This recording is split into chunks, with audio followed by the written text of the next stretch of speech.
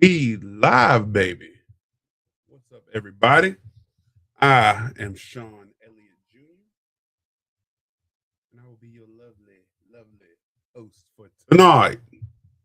As I got some very special guests that I'm waiting on to arrive. Of course, we got one in here, and as last night, we promised you that we would discuss some of our weirdest encounters. So, when you tune in, let me know. Drop it in the comments. Let me know that you are here. What's up, Grand Time? How you doing, Miss Grand Time? Reedy 66. What's up? What's up? We got a lot to talk about tonight, y'all. We have got a lot to talk about, but I hope everybody's having a wonderful Wednesday. I hope everyone is ready for these stories. We got some really good stories that we're going to talk about. Annalise, y'all know I can't be reading these names, but she says she loves Scotty the Medium. Hey, Scotty the Medium's the bomb. Yes, let's go. Jen, what's up? We live, baby. Yes. Scott's a good friend of mine. I'm glad he's taking time out of his busy day to hop on 2 nights in a row and holler at me. So, he said, we got 4 hours on your shift, so let's go. I'm not going to keep y'all waiting too long. We got another important guest we're waiting on as well, but I'll go ahead and bring him to the stage. We got the man, the myth, the Cookie Monster.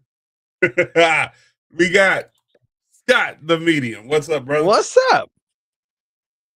How we doing? Hi there. Hello, hello. We are good. We're good. How are you, sir? I'm all right. Of course, we gotta wait on Mendez. He's probably in the mirror, styling his hair. I'm having a hard time hearing you. I apologize. Check, mic check. My apologies. Can you hear me well? Yeah, I hear you just fine. Are y'all able to hear me? Put it in the comments if y'all are able to hear me. It was just cutting in and out on my side, but it seems to be okay like right now. But as we're hanging out last night before I left the podcast, you were like, hey, Scott, you need to wear one of those crazy shirts. So, I love it. What's up? I almost never wear this shirt, so it's just for you. Michelle, what's up?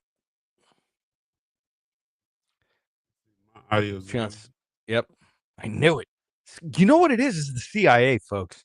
If you don't believe that they don't want us to talk, you'd be wrong. All right, let's see. I don't know how to make. Maybe I need to sit closer to my computer. I'm not sure. Hi. I cut my Wi-Fi off on my phone. Is that better out there, you guys? What's up, Howie, Michelle? What's up? Anthony, what's up, brother? Yes, Scott and I are in the same room. Second time though. Yes. Yeah. Mentally, we're in the same room. Yeah. Up here he is. We got Mr. Officer Mendez from Supernatural Untold Stories. What? Brother Chris. What's up? There he is. How's my audio? Is that good? Shout out Daryl Paulette real quick. So Daryl Paulette is the guy who runs Clover Hill Village in the old Appomattox County Jail, historical Appomattox County Jail. Very locations, good locations to investigate. I think your audio is going out. Yeah, dog. It's me again? Yeah, dog. Your audio is going out. It's the CIA. It's got to be because I haven't had any problems ever with my mic. Yeah, sure. We're watching you, CIA. What about now? Are we clear? I feel like you're coming in through the computer speaker or microphone and not the one in front of you. Yeah, every time you move away, it's like it goes out. Yeah. Can't hear you. Wow. This is crazy. I never have a problem. Difficulties. This would never happen on Sesame Street. I just want to say that. Oh, that is hilarious.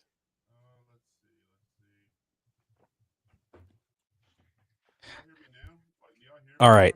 My mic is right here in my mouth. Yeah. Like when you talk right at it, we can hear you, but once you move one way or the other, it's gone. That's so weird. Yeah. I don't know what's going on. I have no clue. Aren't you a famous musician? You know how to work the You know? microphone? No. Is that better? Sounds the same. What? in the Sorry, world? everybody. This is live. That's what happens when we're live. Yeah. Live. I have no clue what's going on. Like why my sound is doing that. Aliens, maybe. Clark. They don't want us to talk about it. They don't want us to talk about it, folks. I'm thinking that's what might be going on because I do podcasts every night or every Tuesday, and I'm never have an issue with it. Yo, you can't silence us. Look what I got anyway. Watch All right, this. y'all two chat for a second. I will Watch try this, to Chris. resolve this Look, issue. ready? Hold Yo. on. Ready? Hold on. My thing's all right. I'm I'm gonna trying to flash stream the this. whole audience. Here we hold go. on, it's going up. I see it. Wrong Whoa. button. Watch us hurry. Blah! I flashy thinged everybody like Men in Black. That's funny. Chris is definitely gonna go get this flashlight now. I guarantee it. I've seen it. I think I've seen it. Before. Dude, I got it on Amazon for $22. Or Yeah, no, it's like- this is from TikTok Shop for $27. Ah, It's got that UV, like, after, not that I was like, oh, I need a UV light, but after I saw your UV light, I was like, oh, that could be pretty helpful. So there's a Yeah. UV light built into it. UV lights are awesome, especially for Yeah, they are. investigating. If you want to All right. find like, Can you hotel guys hear me stains. now? What? Yeah, we can hear Yeah. you. Is that better? Think so. Yeah. Sing All us right. something. Saying something? Dig my grave with a silver spade. How about that one? That was good. I It like it. stayed in clean. All right, so it seems like you fixed it. Okay. All right, studio shot. There we go. Oh, now I can see all the shots. Yeah. Okay, I'm good.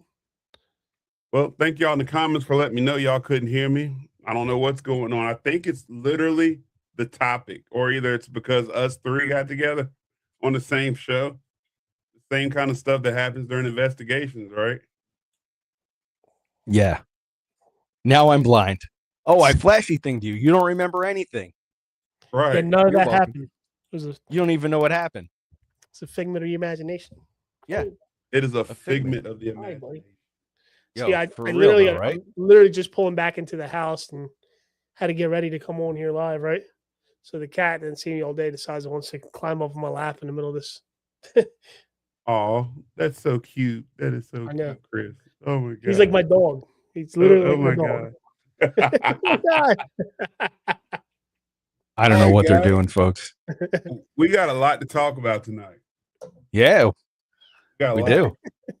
I don't even know where to start at this point, to be honest with you. Somewhere over the rainbow. Second star to the right, straight on till morning. Where? The Twilight Zone. Hey, look. X I will. Files. I will say the last time I got to hang out with you guys, I seen the weirdest things that I've ever seen. My years of investigating, and I will also say that I was not convinced that there's UFOs or things flying around in the sky. All these claims of stuff like that, I would hear them and I would believe people's beliefs, so to speak.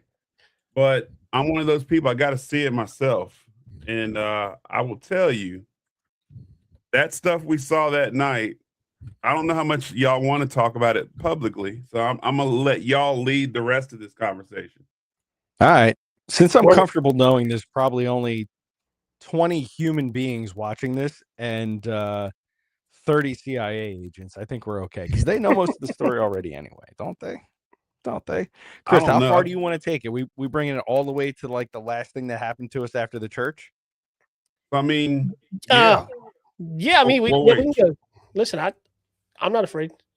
But still, If my boy Chris ain't Hey. afraid, listen, Chris ain't Hey. afraid. We're in the middle of the Pine Barrens in pitch black. Just, I don't know, raw dogging it, I guess. Can you say that? We're just out there. It's crazy. Well, okay. yeah, things You took were a turn curious. very quickly. Yeah, so we're out in the middle of the woods, and it was pretty wild. Things got pretty scary out there.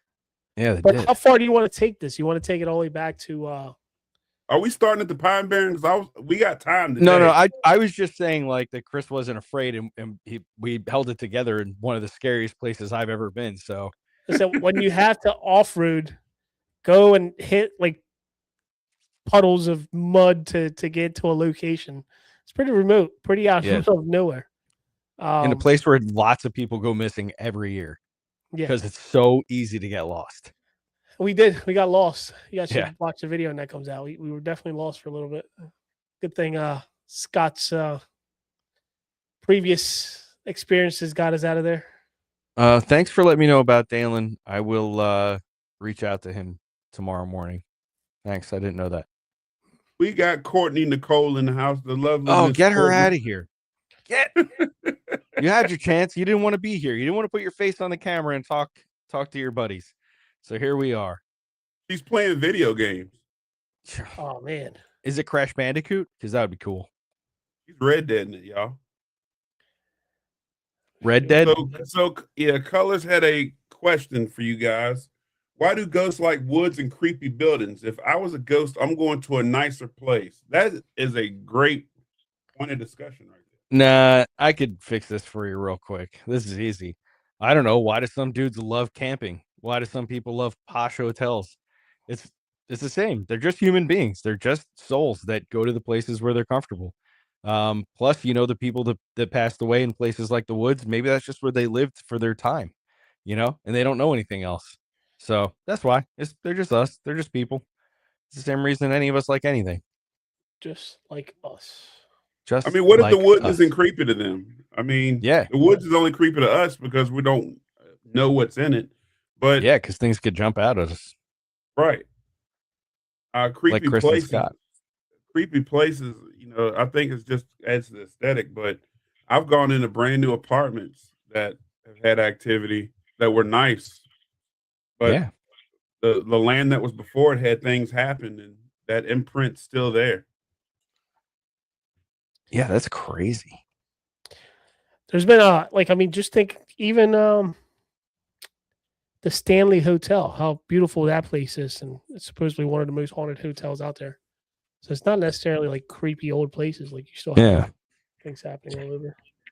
So we're talking, and my computer completely spazzed out. It started doing all sorts of crazy stuff, and the voice started coming in through twice. Like, oh, that's weird. I'm playing my microphone because it started doing something weird too. It's got to be so because crazy. us three are together, man. I'm like, why is this doing so many weird things right now? Dude, like our audio was coming through twice, almost as if I was watching our live, but I wasn't watching the live, which is kind of weird. Oh, that's exactly what happens when they tap your phones. Exactly. That's what I was getting to. Y'all know best. Listen, right? For anybody watching this, you just better be ready for the CIA to be watching you too, if they're not already. Listen, we had another encounter with a random person on this trip. Did we or did we not? Yeah, on the one we just took. Yeah. All right. So let's get into it. You want to get into it, guys? Back it up. Back it up. There's something that led to all this. Just like hey, Tina. What's up, Tina?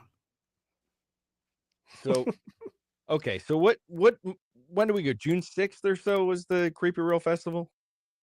Yeah, we got to start with Creep It because all that led into the stuff y'all called me and talked to me about. There's so many things that were caught. I shouldn't even say caught that happened. That is so hard to even go back to try to think of and explain every single one of them. But I guess we'll start it off, Scott, with the GPS. Yeah. So Scott and I had certain set schedules to actually follow for the Creepy Real events. And our first night that we were there, we were investigating the Doll's House. And from the Doll's House, we were going to go ahead and finish investigating the Doll's House and shoot over to the jail. Yep. Evansburg prison. And we decided to take a ride there. And Shauna, who's, I guess, part of the owners at the Doll's House, told us practically, hey, actually, no, we asked her, like, hey, where is there a good place to eat around here? She told us this taco spot down the street. It was like 15 minutes away. and it's on your way. It was on our way to the jail. So we were like, all right, let's go there and let's go eat. So we start driving to this place that's supposedly 15 minutes away from the doll's house. Well, 45 minutes later, we're still driving there. We started on our way there, like my GPS, my truck completely was sending us down the same loop over and over again, as if that was the route and the direction that you had to take to go to this location. And we were following it for a while there. We were so busy talking and joking. We were actually joking about how that ride reminded us of the show. I don't know if many of you guys have watched it, called From, where like they go around, they drive and they get lost. Que sera, sera. Let's go. So we start joking, we start talking about this, stuff, and come to find out, I'm like, hey, like I think we've driven through here like 3 times already. And all right, so like Chris is like, so I want everybody to be able to picture this. It's important, the time, because the timing is important, right? So we get in the truck. Chris has got a very new truck. There's no reason for anything to be malfunctioning. We're living in 2026.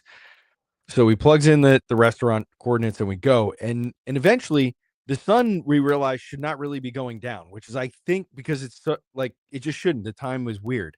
It shouldn't have been going down yet because we had only been driving for a few minutes. But then Chris was like, yo, I think we've been around this before, don't you? And I was like, yeah. And he kind of like woke me up because we were just jaw jacking and like woke me up out of like my little daze. And I was looking out the window. I was like, watch. I was like, if we pass this house and the next one has like 3 or 4 junky cars in the front yard that look like they're ready for the junkyard, then we are definitely going in a circle because I've seen that already. And sure enough, like 30 seconds later, we go right past that house. So if you guys all know how GPS works, whether it's Apple Maps or Google or whatever you're using, Waze, like when you set the coordinates and you go off course on the GPS, it immediately will come up and say like recalculating, and it will send you back around. That simply was not happening with the GPS. It just kept sending us in the same loop. So that is super strange in of itself, the way that happens. Go ahead, Chris. Yeah, so once we started realizing this, we started seeing exactly what was going on. I was like, you know what? We're not even going to make the left turn that wanted us to make. I said, I'm just going to go straight. We're going to go drive straight, kind of throw the GPS off and see what it does. And it wasn't until that moment that the GPS recalculated and started taking us down the right route again. And at this point, it was like 25 minutes away from that current location we're at. And just to remind you guys, we were only 15 minutes away from the place to begin with. So time dilation is happening, but Chris and I are not thinking that way because this is just a weird thing the GPS did, and we're hungry trying to go get something to eat. Dunkin' Donuts. We're actually going to taco spot. We're going to that really cool taco spot near there. And yes, we ended up going there. We made it to the event a little bit late, but regardless of the fact, that was one of the first things that I think started happening on that trip that was time-based related, where we started losing track of time and now realizing how long something was taking to happen. Right. So one of the things, and this is a little bit of backstory, Chris has told me in the past some pretty interesting stories about UFOs, aliens, ET, whatever you want to call them. And even though I trust Chris, to the end, like I trust him to the end, I am still somebody who has to say, like, I need to see it to believe it. So Chris has told me these stories and I've never been like, boy, this guy's crazy. I'm just like listening, like I'd listen to anybody's story, but I truly do believe Chris as he's telling me these things. So one of the things that he says to me in passing in conversation in the last couple of years is like, hey, I'm pretty prone to seeing like UFOs and stuff. And I'm like, I don't like, okay, like that's weird. I don't even think that that's like a real thing. Listen, folks, I've been in for 21 years. Let's put it this way. For 21 years, much of my life has been nocturnal, for my job. I've been out at night all night and I've never once seen anything in the sky that I was like, that's not a satellite, an airplane, a helicopter, or the drones that flew over New Jersey in the last couple of years. So Chris has said that to me before, and we're out in the middle of, and forgive me, everybody in Pennsylvania, or if you live in the middle of nowhere, we were in the middle of nowhere, Pennsylvania.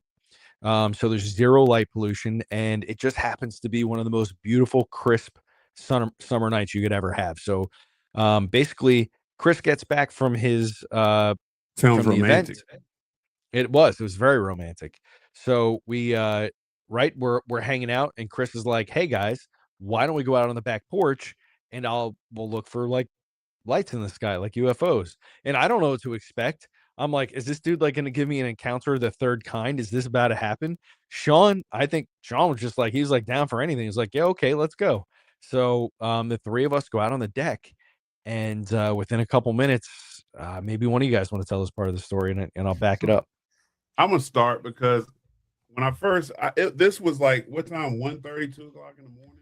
Yeah, it's late. And It's about 1:30, I want to say.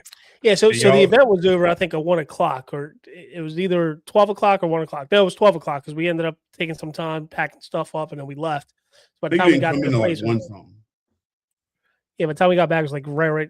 Well, when we went outside, it was like right around 1:30, I want to say.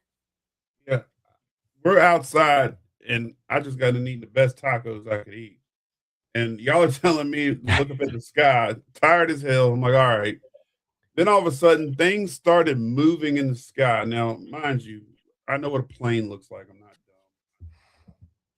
Stars, and I know what I have a whole other theory on satellites. Don't get me started. But I noticed that these things would move, flash, disappear, and then reappear, flash, disappear, and then things would just blink, disappear, blink, move. And then Chris decides he's gonna pull out a freaking laser pointer. Freaking laser beam. Freaking laser.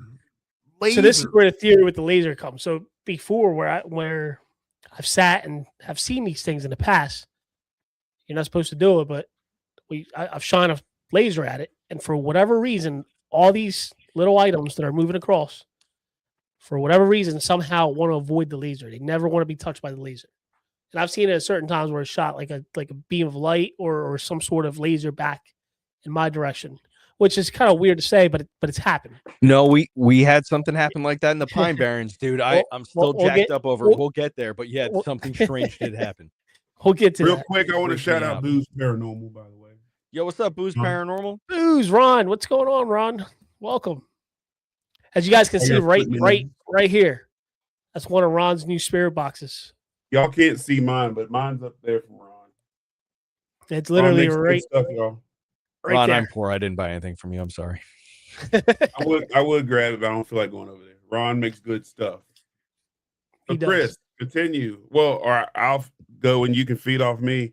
But so I was just explaining why we use the laser. So that's one of the reasons that I started using the laser, because I wanted them to see and experience the things that I've experienced when I've done this experiment. And one of the initial experiments, the reason I wanted to do this was because I wanted them to experience the things that I have experienced with these unexplained flying objects that we've seen. But I also wanted them to focus on trying to see these things, trying to make them appear in the area they were looking at, which, Sean, you can take over from there. Yeah, Chris brings out the laser, and these things are now moving away from it. So the picture, him shining a laser beam at the sky, the object is moving, and then it would go around where he was shining that beam, or he would chase it, and this thing would like go hyper speed ahead of it and zigzagging, trying to keep from getting hit by the laser. Okay, so I'm gonna add something to this for you guys, and this is for everybody watching because this is a weird one, but here we go. So we're doing this thing where we're standing out on the deck and we're looking up at the sky, and the three grown men are like, wow, this is crazy. There's lights flashing, there's lights moving. Chris is able to predict, like, look over by that star, two are going to show up. Hold on, watch, that one's going to push another one off. Watch over here, this one's going to flash like a camera flash, and then all of a sudden another flash will show up here. And Chris is predicting this stuff, and he's talking to us about while it's happening. So while we're doing this, the longer we're watching and staring, and by the way, there's like no substance happening here. I think we may have had a beer that night, so we're not like, there's nothing else happening. So this is important because the things that I started observing really messed with me pretty good from the get-go. So as I'm experiencing all of these lights, there's more and more as we're watching it and encountering it.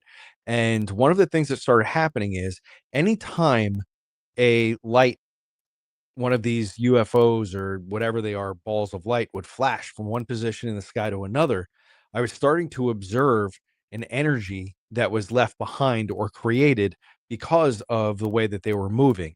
And it was the best way that my primitive brain can think about this is to relay things to you guys in movie ideas and concepts.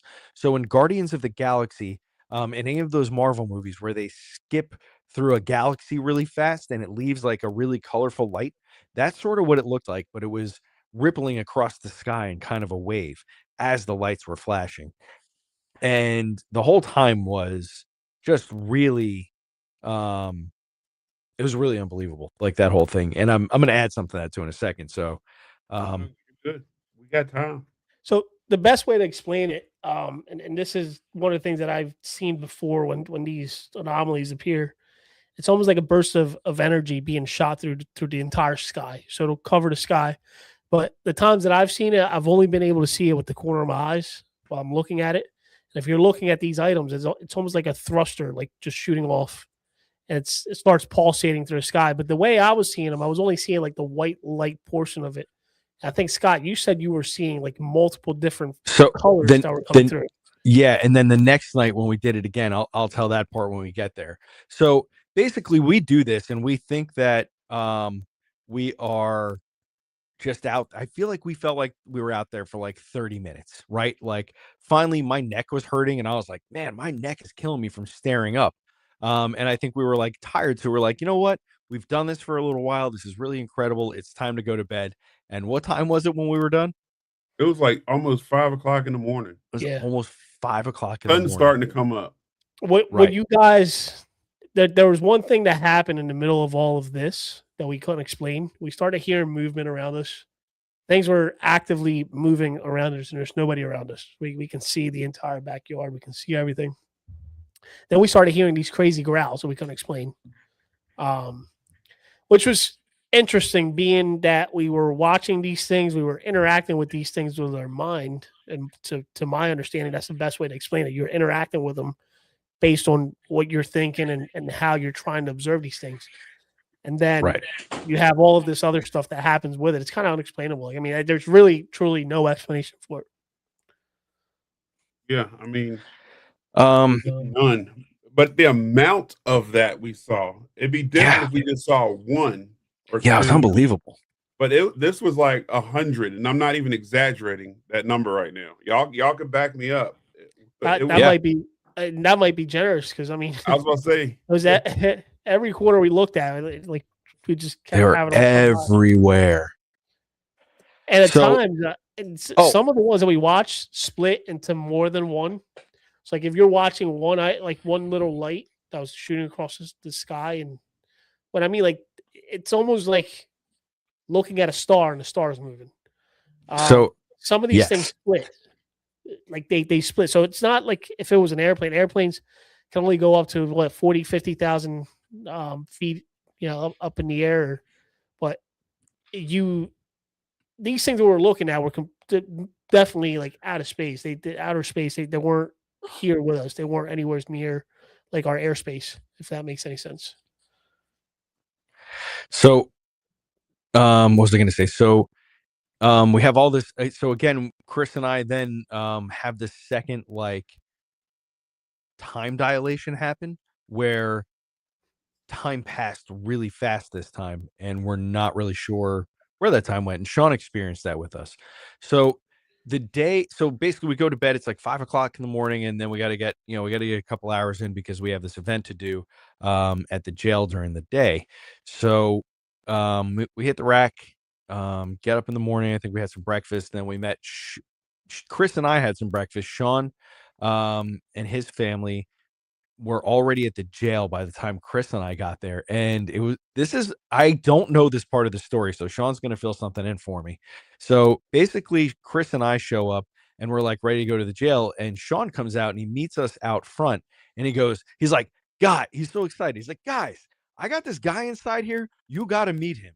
And I'm like, what is it? I thought there was gonna be like some super celebrity that like we were gonna geek out. I had no idea. I was like, who could possibly be here that he's so excited? So Sean, why don't you tell us about that part of the story? Because I just don't know it, and the audience should hear it, I suppose. So yeah, I came out to you and I met a guy who worked for the U.S. Space Force. Okay. How did you guys meet? How did you approach him? Did he approach you? What's up? No, he approached me. He was standing next to James Stokes. Shout out James Stokes, aka Jason Voorhees. And he was standing there and he just starts talking to me about the stuff that goes on with the Space Force. And I was like, okay. But he wouldn't drop, he wouldn't really drop those dimes I wanted to hear. He would just kind of talk around it. And I was like, well, maybe you can answer about some things that may have happened last night. Right. And he started telling me about certain things that he's seen working with the Space Force. And I was like, well, let me go get Scott. Because Scott, Yep. yeah, that was weird to me. The guy from the Space Force happened to be there. Maybe I don't believe in coincidences. So, Me either. yeah, but what's the chance of me walking in there and just running right into a guy who works with the Space Force who's experienced the exact same stuff? Right, exactly. So that sends up a red flag. And basically, Chris and I are brought into the jail. And Chris and I are both in law enforcement. And before that, I was in the Marine Corps, and I had some pretty good like counterintelligence, counterterrorism training. So a lot of red flags are popping up when this kid is talking to us. So one of the things that really kind of bothered me, and maybe he'll see this, I don't know. But one of the things that kind of bothered me was he was talking about things very freely. And I said to him, when I was in the Marine Corps, I had a top secret clearance. And to this day, I wouldn't talk about the things that I was privileged to, even though I know they don't matter. I still wouldn't talk about it because that's the trust. And he just shrugged it off like it was no big deal. And that really didn't sit right with me. And that's really when I was like, what is happening here? Who are we talking to at the moment? Yeah. And he How'd ended you up feel even about that? investigating that night. So I honestly, Scott, and I'll say this just because of my observation that I made. But when Sean came around, he for whatever reason kind of like shut down a little bit. He would not talk. He would not say the things he was saying when you and I were there by ourselves. Oh, as that's far weird. as far as like observing these I don't even know if we should say like what he told us, but like part of it was that they are fully aware of these objects, that they are currently tracking these objects, and that they have some sort of machine that is able to tag each individual item, and then when they reappear, they track them and Yeah. they How we locate. mentioned that. Yeah, so they start. It was interesting just having that conversation, and he seemed like once we started telling him what we experienced, he seemed to open up a lot more than what he was originally opening up. But anytime somebody else came around, especially for whatever reason, when Sean came around a couple times, he just like shut down and wouldn't say much. Why do you think Like that is? what's that? Why do you think that is? I don't know. You tell me. I don't know. I got to tell you, it probably had more to do with Chris than anything else, because Chris is the target right now. I'm just going to put that out there. I agree. I think that Chris is well, we'll talk about it. We're going to move forward. I want to speculate too much until we get to the end of this. So, we have this run in with this guy. And from what I understand, later on in the day, one of you fellows or somebody kind of said to us like that young fella had been trying to insert himself into our little group. Um, like to investigate or like to be around us. And I did notice that he was like following us around the jail in pretty close proximity. So I don't know if and somebody was like, oh, I told him no, like you can't. Maybe Shauna said it. Yeah, no, Chris, because I think he Kristen found out we were going to the church, and he wanted. I guess he invited himself to go to the church. Oh, okay. Night. Yeah. So like that was weird. So in any case, moving forward from that, what happened the rest of the day there? So that day seemed to go by really fast too, if you ask me. It was like 1 minute Yeah. we're talking and standing around talking, then it was time for our events that night. Yeah. which were super active, very active Yes. events that happened that night. And we talked about the events last night, so we're going to skip that and talk about night two of Yeah. what happened. Which that was the part that I was left off at last night on the cliffhanger. That was Yeah. scary. that was actually Yeah. kind of So scary. the second night, Sean and I finished up at the jail earlier than Chris did at the Doss house at the events. So Sean and I were hanging out with his family at the B&B, chilling out, having some food, relaxing. Chris showed up at about 1:30 or so in the morning, and he was still up for hanging out and doing something. So once again, we are like, hey, let's go out on the back deck and check these things out. But it had been a rainy day, and the clouds were kind of covering still. It was like one of those things where it was like if I remember right, like a lot of big fluffy clouds with like patches of clearing in between them, right? So we still want to give it a shot because if it could happen as investigators, mostly a lot of people watching here, if you investigate, what's one of the things that everybody wants us to do with science, right? Like repeat the thing, right? Like, can you do it again? So Chris was like, yo, let's do it. So we go out onto the back porch and immediately through the patchy clouds, Chris is like, watch. He's like, you guys see that one, right? That big star right there. And then one would show up. It just started happening. And that was the night that I witnessed something that really made me question what in the ever living hell I was experiencing. It's really the first moment in a very, very, very long time where I was like, I don't understand. I wasn't afraid, but I didn't understand. So looking out into the sky, um, closer to the horizon of the sky than above us, there was a really bright orb, and it was like a bright yellow white, like it was glimmering. And I was focused on it, and what I could see is it pushed.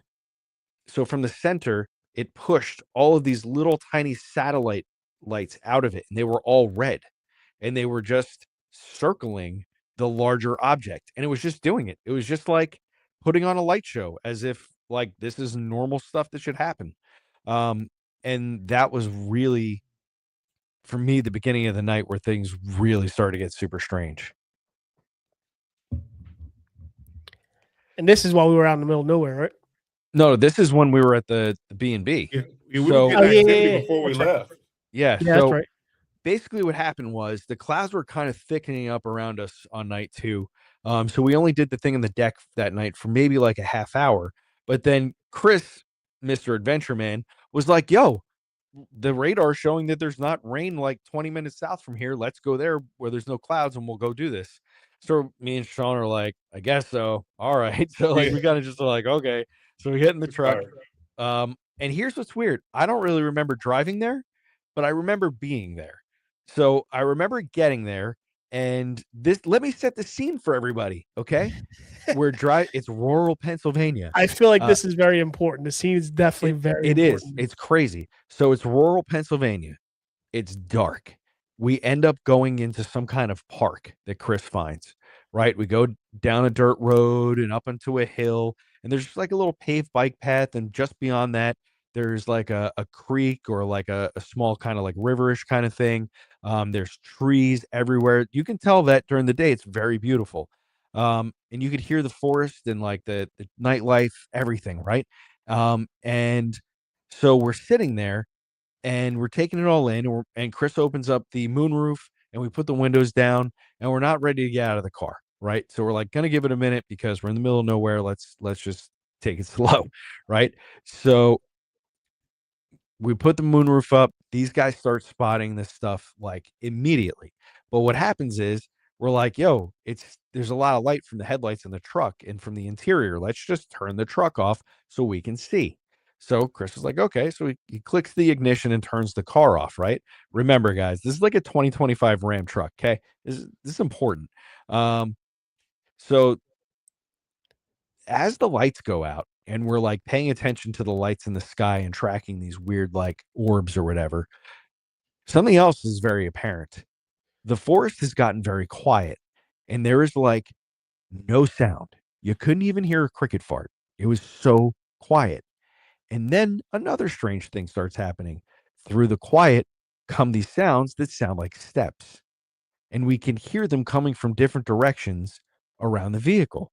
So, us three tough guys who are armed, by the way, a Marine Corps vet, police officer, Army vet, all of us, and we're big, capable dudes, are like, oh crap, something is happening.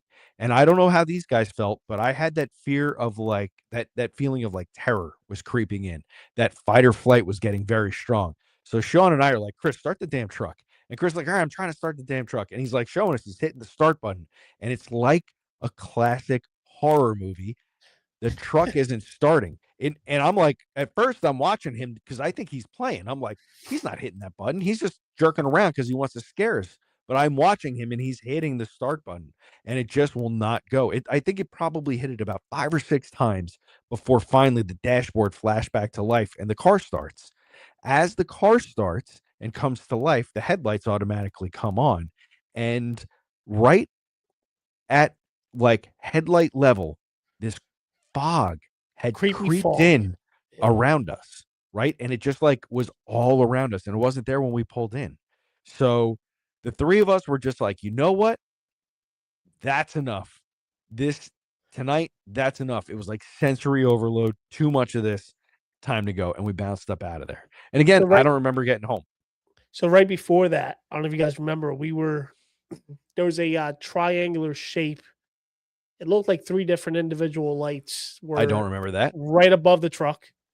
And as I started shining the laser at it, one of them would disappear, the other one would disappear, and the one would stay on. And then as I shined the laser over to the one that stayed on, the other 2 would reappear. And that we have a video of. I still have the video from those triangular lights that were right above us. And that's right when all of this happened. And once again, the fog was the creepiest thing out of everything. I think it stayed at like headlight level of the truck. Yeah. It wasn't coming up. It wasn't covering the whole area. It Like was just horror movie fog. Yeah, it was like one of those like Halloween fogs. You put the ice on the ground with the tube, and it stays like crawling on the ground. It was very similar to that. Yeah. But yeah, we definitely left, and I've never had that experience with the truck ever again. Yeah. And I even that was took it in great. to get looked at. Y'all Make sure it leaving wasn't out anything with one the truck thing. or anything, and there was nothing wrong with it. What are we leaving out? So we did EVPs in the truck where we didn't say a yeah. word. Forgot We about didn't ask a question. We didn't do anything. We just cut the recorder on and let it sit. And that we would hear voices in the recorder. I Maybe don't we- remember that. Really. I We literally ran EVPs without asking Yeah. questions. Do you remember that? Yo, Remember I- the crazy have voices that came through. I have zero recollection of that happening. Because that was weird. We literally put the recorder down. Nobody moved. Nobody said anything. And then we would hear voices in the recorder. And I think the one voice said like my actual name, like Christian or something along those lines. You remember that? Yeah. I was there. Yeah. Yo, I don't remember that at all. Yeah, Yeah, you we were there. but- literally ran. We wanted to test a theory, and we ran EVPs with no talking. Just didn't say nothing. Just cut Your the mic's recorder. going out again. You hear me now? Oh, Yeah, we can hear you. did All you right. guys keep the recordings? I didn't know. It was in Sean's recorder. I think it was the DR60, right? That's what we used. Oh, gone, huh? Yeah, and I use my DR60 all the time. Yeah, so I you have need to the clear it space. out. Okay. Yeah. So I don't remember that. I don't remember getting there. I remember being there in that experience. I don't remember the EVP work, and I don't remember getting back. I just remember But that's the okay. next day. That's okay because that would touch into the one of the second to last things that happened. Yeah. The following night. Okay. So we all have this experience again that second night. We get back. I don't think it was as late as it was the first night. Might have probably been like 3:30, 4 in the morning we got back. I remember getting to bed and then we woke up the next day. We got our things together. Sean and his family were headed off to Gettysburg, and Chris and I were going to go investigate this haunted church in another part of Pennsylvania. But that wasn't in where? Bellwood, PA. There you go. So we said our goodbyes to Sean and his family.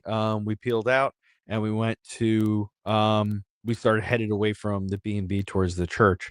But Chris was like, "Hey Scott, there's like these really cool abandoned turnpike tunnels out here somewhere. I've heard cool things about it. Do you want to go check it out?" And we had like a lot of daytime to burn. So I was like, yeah, sure. So we stopped and had Cracker Barrel. It was delicious. So you guys know I remember stuff. So we had a really good Cracker Barrel breakfast, and then we head off to these turnpike tunnels. So the turnpike tunnels for I don't even know how to explain it, but basically it's like somebody abandoned these tunnels to build the road in a different way. The tunnels still exist, and somebody turned it into a place that you could park your car and walk along the abandoned road through the tunnels and whatever. So it's kind of like a park, but not really. So we get there. It's Father's Day. It's probably about 85 degrees out. It's pretty nice sunny day. It's a good day to be outside. We get there. There's two parking lots, and there's a low parking lot, and then you drive up a hill, and there's a second parking lot, and that's right near the entrance to the park to go down the road to the tunnels. So when we get there, Chris, what would you say? There's probably like, I don't know, 10 to 15 cars there, Yeah, right? just At about. least like 10 to 15 carloads of people, at least that we could see. Um, Chris is getting all of his gear out, getting ready to go. And we park next to this other pickup truck, and there's a young man and a young woman in the truck. And guys, this is where I think I try to be careful because of conspiracy theory, and having a conspiracy theory brain is very dangerous. But being paranoid doesn't mean that they're the old cliche of like they're not, just because you're paranoid doesn't mean they're not after you. Okay. So again, a lot of weird things that happened already in the weekend. So Chris and I get there, we park next to this young couple that are in a truck, and for some reason they kind of the guy driving the truck sitting there parked with this young woman. The guy is like talking to Chris about his truck. He's like, "Oh man, I love your truck. I was, thinking about doing some big," right? He was like talking about the tint or something, like some like nonsense to just talk. Like, yeah, he was talking about the tinted windows, right? So just some nonsense to just like He make did. small talk, right? Like, I've never in my life been like, "Hey, who's tinted your windows?" Because let's face it, if you bring it to a professional, it just looks good, right? Like if I do it, it's going to look like a 3-year-old did it, and that's terrible. You bring it to a professional, no, it's the same. So, anyways, this kid's chatting with us, and he has this young woman next to him, and the young woman is like, "Oh, what are you guys doing?" And we're like, we heard about these tunnels. Da, da, da, da. We're gonna go see, if there's any ghosts or haunted stuff." And she's like, "Oh yeah, I'm a witch." Okay, interesting. All sure.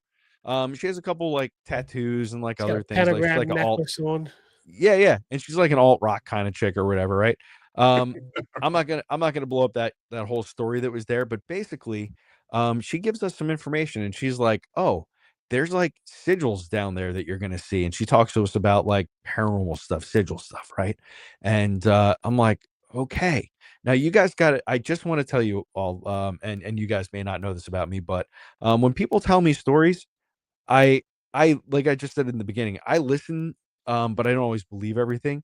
And when somebody's like, "I'm a witch," you guys know you're in the paranormal. How many people are like, "I'm a witch," and you're like, you read spell books from Barnes and Nobles and buy crystals at a crystal shop, doesn't make you a witch. You practice, have an altar, and do all that kind of stuff, and actually spell work, you're a witch. So when people tell me they're a witch, there's like varying degrees of how I take that, right? So this is just important for me for this story because she's like, there's sigils, da, da, da, da, da, whatever.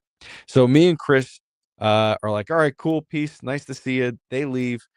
He and I start our journey down the path, and walking down the path. What is it, Chris? About a mile or so to the tunnel entrance. I'd say a little more than that. I think it felt like 2 miles, but yeah, it could have been a mile. Okay. Well, I mean, I'm just in better shape than you, I guess. I don't know. I'm I just know. playing. I was Chris will sweating. Chris will Felt like run I me was under the dying. table. So basically, we end up going, walking down there, and there's lots of people that we see. We pass a couple people, some people walking dogs and things like that. And as we get to the tunnel, one of the things that's very apparent and different about this place is there's tons of graffiti. And if anybody wants to watch the video, it's a Chris, I'm not sure if he put his together yet, Nah, but not if you yet. want to watch a version of the video, you can go on my YouTube channel, Scotty the Medium, and you'll figure out real quick which one it is. And you can see what it looks like there. So basically, we get there, and there's still some like people hanging out and doing different things and enjoying their day. And Chris and I, we don't have any ghost hunting gear out at this point. We just have our cameras out because we're just like taking some cool photos of each other and the graffiti and like getting some B-roll footage for the videos. And Chris, what happens next, buddy? So we're doing all these like B rolls and everything. And there was this one guy that kept asking Scott questions, and Scott didn't hear him, so he got a little annoyed by it. And then he starts talking to me for a bit. And as I'm talking to this guy, this random guy shows up. And for the life of me, I don't know why I can't remember his name. Clark. Clark. We've said it so many times and I still can't remember it.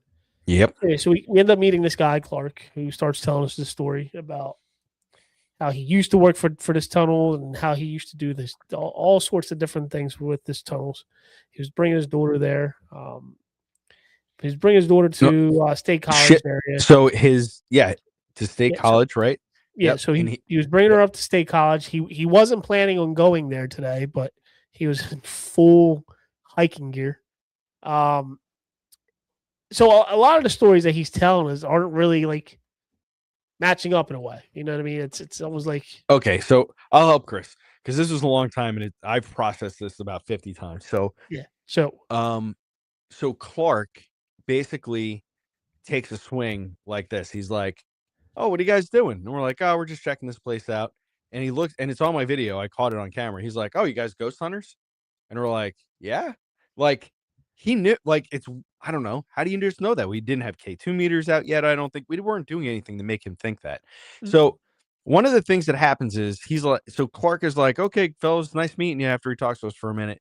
And he's like, "I'm going to go walk down the tunnels." Now, in the short time that Clark and Chris had talked, Clark told Chris, and I think I had overheard him say this, that he helped build the turnpike tunnels. That was his first story, and that's important. So he tells us that among the first meeting, and then he walks away. He goes down into the tunnel. We lose sight of him. We're still finishing up doing our thing with the camera and stuff. And finally, Chris and I are ready to get going. And out of nowhere, this guy Clark comes back. And he's like, "I don't know, fellas. I don't really want to walk in there. It's kind of scary." Am I kidding, Chris? Or is that like pretty much exactly what he said? No, it was definitely 100%. It's like 1:30 in the afternoon. It's a beautiful sunny day, and you could see light on the other side of the tunnel. Plus, there's people there. It's not scary. I would let my kids run through that tunnel all day that day. There's nothing scary happening at that moment. So he's like, Scott, real quick. So, yeah, dog. Real quick, Hill City Ghost said, he said Clark was a younger guy. The tunnel was closed in 1968. So how did he help build them? That picture. Yeah, we're gonna get there. Okay. Good. All right, I'm sorry. No, that's good. I thought about it. I was like, wait a minute. That picture y'all showed me, there's no way. Yep. Wait, I'll tell you because it gets weird. So it gets weird quick. Not slowly. It gets weird quick. So it's a literal hike into the center of this tunnel where we want to go, right? So Clark is like hanging out with us again as we're getting ready to make our way in. And, basically like he just feels like he's like hanging out looking for a friend. And I didn't want to be rude. So I was like, "Chris, is it okay if I just invite this dude with us to go down there? It seems like he might be kind of interested in it." And Chris was like, "Yeah, I guess so." So I may have made the mistake of inviting this guy, but whatever. I'm gonna pause you right there. Yeah. And the reason we came to this conclusion that it was okay was because Clark was the nicest person that you'll ever meet. Like he kept talking all about the his right church. things, Yes. all the right things to say just to get buttered us information from you. Butter. So we're both used to the whole questioning thing and understanding when somebody's trying to like interview you, but we talked about this later, and we were definitely interviewed without knowing we were interviewed. And I hate myself for it because I know better. We fell for it. 100% fell for it. Kills me because I know better. But when you're not looking, that's what happens. So basically, like we invite Clark and we start walking down the tunnel system, and I'm jaw jacking a lot of the time. We were filming, like getting cool shots of the graffiti and all this kind of stuff. And basically, right before you get there, I'm going to pause you again real quick. Keep that thought. got it. So prior to this, while we were having a conversation with Clark, somehow he knew that I had 2 kids. I think he knew that you had some kids also, didn't he? I don't know. 'Cause he I asked know about he your talked kids. about your kids. Yeah, he asked about your kids also. He said, "How old are your kids?" Like just randomly. Yeah. And we both fell for it.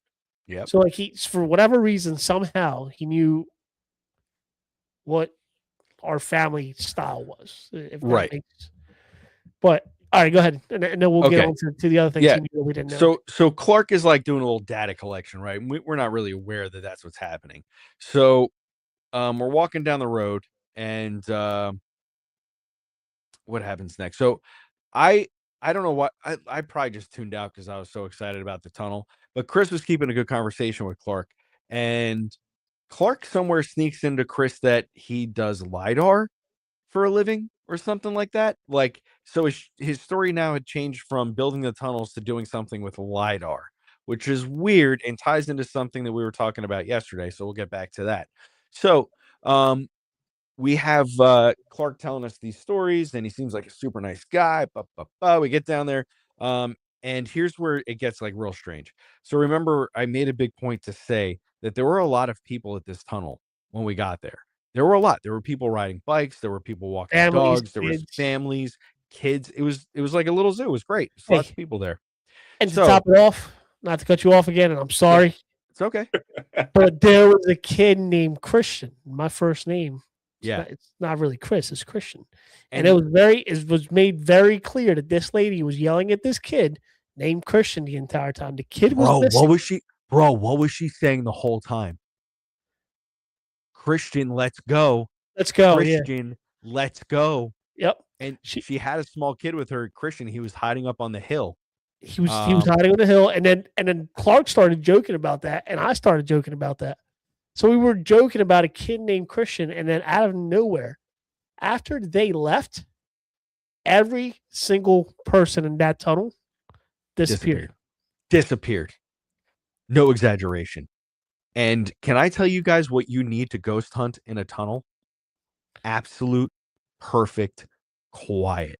Otherwise, you're not doing any EVP work or any voice work. And what was it, Chris? It was dead silent in there. Dead silent. To the point where we can hear drops from the water falling from the ceiling. Okay. So now it's like we are insanely isolated and we're hanging out with this guy that we don't know. Now, clearly nothing happened to us because we're here, but we go and we do some ghost hunting, and this guy's just hanging out with us and enjoying the ride seemingly. So as far as the time goes, just for timekeeping and time purpose of it, because we're touching into this. Yep. We got there at 1:00. Okay. So we're doing the ghost hunting. We record. I would say I recorded like 90% of it. And it's all fine. One of the and this is important for later on in the story for everybody's listening. One of the experiments that we did, and I try often with ghost hunting, is I'll do something simple. I probably learned it from one of you cool people who do it, where we just sing a simple song that most children would know, so an adult would probably know it as well. So I wanted to sing the ABCs and see if I could get spirit to sing them back to me. This is important. So I sing A, B, C, D. So the natural inclination is for whoever it is to go E, F, G to finish that part of the song. So we do it a couple times and nothing comes back, which is fine because I was just experimenting. So we do a couple other things, some very interesting captures. Go watch the video. You can check it out and judge for yourself what you think happened there. We decide like, okay, we've been sitting here a while. It's time to get moving. So we actually decide that we're going to walk to the far side of the tunnel. Get Hold up real quick. The if you got something you got to put in there. The ABC stuff, we did get something through there. It started at E, F, G, H, I, J, K, L, and then it stopped. Because remember, what you're about to get to right now, where we started walking to, there was a specific portion of that in one color and the other portion. Yeah, the other portion was a different color. Yeah, so we're walking. So unbeknownst to us, so basically what happens is we want to walk to the other end of the tunnel and finish this little journey because we walked this far, we might as well. So three of us travel down the tunnel, and now that we're done ghost hunting, conveniently, people start populating back in the tunnel. So we're headed back down to the end of the tunnel, and some very strange couples pass us. First, there's a couple on an e-bike. It's a young man and woman, white male, white female. The guy's dressed in like kind of like a weird kind of like I don't know, leather jacket or something. It's hot out, remember? He's got jeans on and a hat, brown hair, beard, and he's got this woman sitting on the back of the bicycle, the e-bike, and she's sitting like I think what horse riders would call like English saddle. So both of her legs are on one side, and she's wearing kind of like a flowy dress, like a white flowy kind of dress or something. And they whiz by us, and they go out the end of the tunnel before we get there. We finally make it to the end of the tunnel, and they're coming back the other way from wherever they went, and they pass us again. Um, and another couple had passed us going the same direction as us as well. It was another man and woman, and this was super odd as well, because of the appearance. So the they were the second couple were both on e-bikes as well. They were on separate ones, and the gentleman was a big guy. He was probably 300 pounds or better, and he was on this tiny little e-bike, and he went whizzing by us. And a woman behind him did the same, and they were following each other. So they go by us. We get to the end of the tunnel. We hang out there for 5 or 10 minutes, take a couple more photos. And we decide, like, all right, it's time to take this long walk back to the cars. So we flip around and we start heading back the other way. Now, whether Chris or Clark knew this, maybe Clark knew.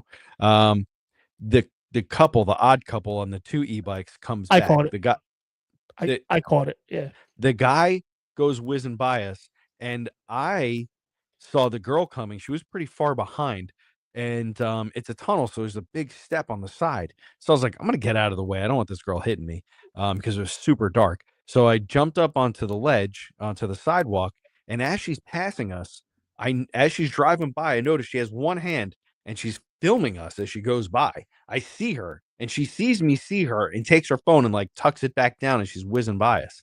And I was like, that is super weird. I wouldn't have thought she was filming us until she got worried that I saw her doing it, because the graffiti would look amazing with good lighting and you whizzing by. It would look awesome. It'd be very good for a cool video. But she saw me observe her and put it away, which I wouldn't have done myself if I was doing the same thing. I'd have been like, well, those people just have to deal with it. They're in the video. So that really like sent a red flag up, and I was like, holy cow, that girl was Yeah, filming she us pulled she pulled one of Yeah. these as she was Yeah. driving. Like she was literally like pulling one of them. It was so weird. So, anyways, I don't think much else happened except for when we started getting closer to the cars after we walked back and we're just like BSing with Clark for the whole time. He says to Clark. us now that he is on his way to a national park or something to build a trail. And now he tells us that his job is to go around and map out trails. So I broke out a bit of a word on him. He's like trying to explain this job, like, yeah, I go and map out the trails. And I'm like, so you're like a cartographer, somebody who makes maps? And he was like, uh, yeah. Like I had to tell him what it was for him to like get it. So what makes it weird is that every location that he was saying that he was going to work on were locations near where I live, within like 20 to 30 minutes from my home. Yeah. Which the one trail that he was working on is literally like 20 minutes from, or that he says he was working on, because the actual name of the location and name of the place that he said was a legitimate place, because I know that area. And it was just interesting that these locations were near me, and we're 4.5 to 5 hours away from home. So make that make sense. Right. Um, So it was funny because as he's telling, and we're having that end of the conversation as we get closer to the parking lots. We're like 200 yards away from the parking lots. And remember, when we got there, there were a lot of cars there. And Clark must have gotten there after us, or maybe even a little bit before us, so we may not have just seen him yet. And there were But two separate parking lots. yeah, there was two separate parking lots that had cars in them when we got there. So as we're like 200 yards away from Chris's truck, Clark is just like, "Hey, Chris, is that your truck?" Just like, why would you even like it? It just didn't make sense that he would like know that was Chris's truck. I just don't, because there was other cars. So why would he just immediately assume that one, right? And I remember Chris and I were like, "What the heck?" And what was weird is it's the second um it's the second time somebody right in that moment had talked about your truck. And this is after all this stuff started happening with truck, the GPS issue, the window issue, the because we had a windows issue too. Remember the window was like acting wouldn't out. go up and down. Yep. And then the truck not starting. So Yeah, 2025 Ram, like it's. Now, should be I good. noticed something. I watched one of the videos of that investigation y'all did. One of the things that I know I'm weird. I'm a science guy, but y'all had the geophone on the EDI box going off mm-hmm. on concrete. Now, that shouldn't have happened in the tunnel. Your audio's cutting out again. I don't know what's going on with my mic tonight. Seems like if you keep it real close to your mouth like that, it will hear you. So I noticed the EDI box was going off on concrete, which shouldn't happen. Did you see me get up in the video and stomp, and it didn't go off? You stomped your feet, jumped all around it, and it did not go off. Hey, folks, I'm 265 pounds. I'm a big boy. I was jumping and stomping. And an EDI box, if you don't know what it is, it does a couple different things. But one thing that it does is it has a geophone on it, which measures vibration. And it shows you the vibration by lighting up some orange lights at the bottom of it. And I was jumping up and down, and it wasn't going off. But when we were sitting away from it, something was activating the geophone and making the vibration meter go off. So can't explain it. I thought that was very weird. Very, very weird.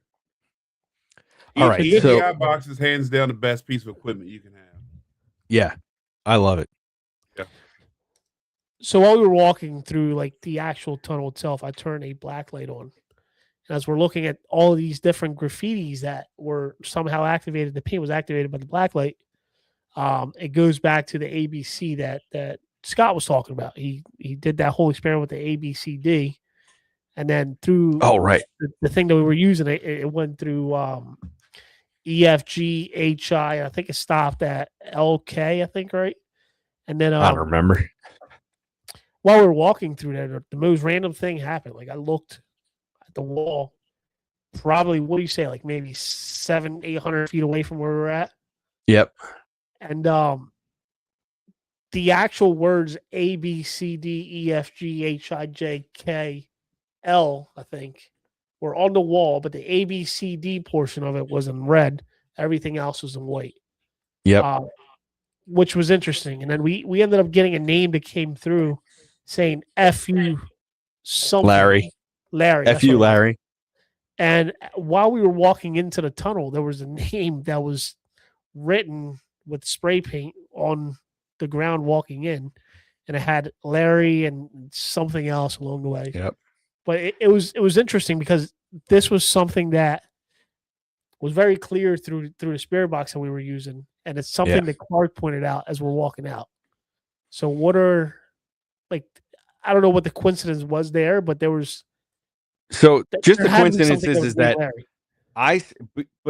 It's more important for later on that day what happens. So again, just to tie it together real quick so everybody can put it together. During the investigation, I sang A, B, C, D, and I stopped and I wanted the ghost to say E, F, G, H, I, J, K, whatever. So spray painted on the wall about 800 feet away from us in the complete darkness that we couldn't have seen because we didn't walk down there yet.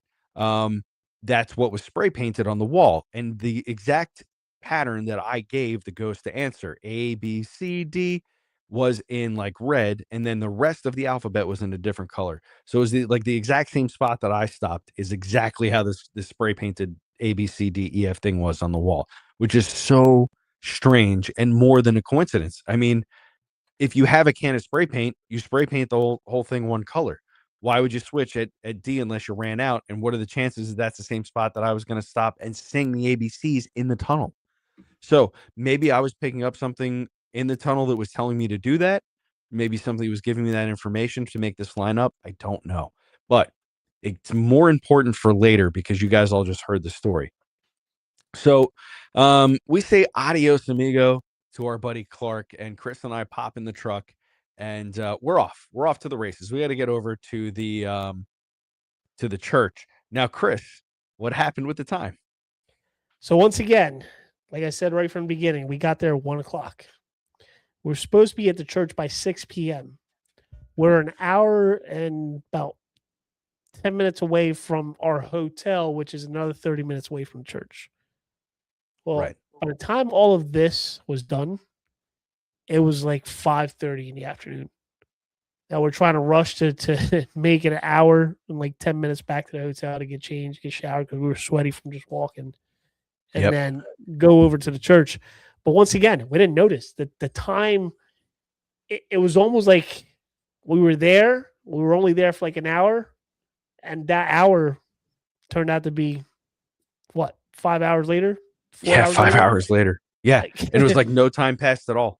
but nobody came through within those like 4.5, 5 hours, whatever we were there. Yeah, Nobody came through. Nobody walked through up until we were done our investigation, and we were starting to walk out. in seems the what it opposite happened. direction back to the car. Yeah, that seems like what happened, Ronnie. Ronnie? Or Todd. I mean, So this plays into what happens next, though. So we get to the hotel. Go ahead. Yep. Okay. Yeah, so I mean, but yeah, the hotel. I mean, we get there. The only thing what was notable about the hotel room, Chris? This is a strange thing too, for no reason. For no reason. Have you guys ever seen a hotel room with like a 14-foot ceiling On the first floor. on the first floor? I just stayed in one in Savannah. First Was floor. was it like a hotel Holiday Inn, or was it like a fancy kind of hotel? It was a fancy hotel. Because Chris and I were at like, what was it, the Holiday Inn or whatever.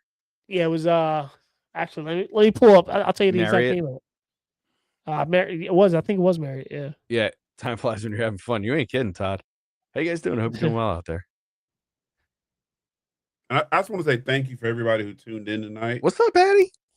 Make sure you like and subscribe to everybody's channel on here. Yeah, Got please do. Supernatural and Untold Stories. Got the Medium on here. And Hill City Ghost, aka on the other side. Make sure you subscribe and like to all of our channels. They produce great content. Me, I just try to copy them. Get out of town. You produce great content every Tuesday. Fairfield Inn. Okay. So we're on the first floor in a Fairfield Inn, against like the parking lot to the side of the building, and there's for no reason like a 14-foot ceiling in this hotel room. It doesn't make sense. Chris and I both walked in and we were like, what the heck kind of a hotel room is this? This is so strange. Why is it so tall? So whatever. We do our thing. We get a little rest, take a shower, and we're like, all right, we got to go get over to the church because they were waiting for us. So we head over there. I don't even know how long that trip was. How long was that trip? 35 minutes. I think it was like 35 minutes to get there. Yeah, it wasn't long, right? So we get over to the church, and we start unloading our gear. It's us. I'm sorry, I can't remember the young lady's name who owns it. Miranda. Yeah. I don't know why that was slit. Oh, because she calls herself Miranda Joy on Facebook. That's all I could keep seeing was Joy. Okay, so Miranda, she owns it, and she was kind enough to invite us in and check out her place. So it's like a decommissioned, like a Lutheran church, I think it was. And there's no more parishioners or anything like that. Like I said, it's decommissioned, so it's just the building. But the building has some pretty interesting paranormal things happen in it, and that's a story for a different day. But basically, what I can tell you is that Miranda knows what she's talking about when it comes to her security system. She was very savvy about it. She knew it. Like when I was asking questions, she was able to answer them really well. And remember, through law enforcement, I've had a ton of access to different kinds of surveillance tapes and stuff like that from like consumers, people who just show me that crime's happening on tapes. So I'm also very familiar with a lot of different kinds of the systems like Ring and Owl and all the different ones. So basically, we're we're in the church and some paranormal things are happening. I do my psychic sweep and come up with some neat stuff. I connect Miranda with somebody who is important in her life who passed away. So we have some like really nice moments. But later on in the night, we decide that we're going to use the PA system that Miranda has in the church, and we're going to amplify the spirit box through these speakers that are in the church. So, all that church music that comes through organs and stuff or piano and all that, we're hooking up a ghost box to this thing in the middle of a church that's known for paranormal activity. So, like I said, it's me, Chris, Miranda, and I think maybe like three young ladies that are her friends that are there. So, myself and the young lady sit down at a table that's set up in the main area of the church where like the congregation would sit in the pews. The pews are removed. We're sitting right in front of where the altar would be, and there is just a chair, and we're all hanging out there and chatting. Chris has his cell phone out, which is hooked up through Bluetooth into the speakers through the system in the church. So we can see Chris, because this is important. So Miranda has security cameras all over the place in the church. And like I said, she knows how they work, which is so important for this part of the story. So she's sitting next to me, and we're just kind of chatting and listening for ghost spirits and things like that through the machine.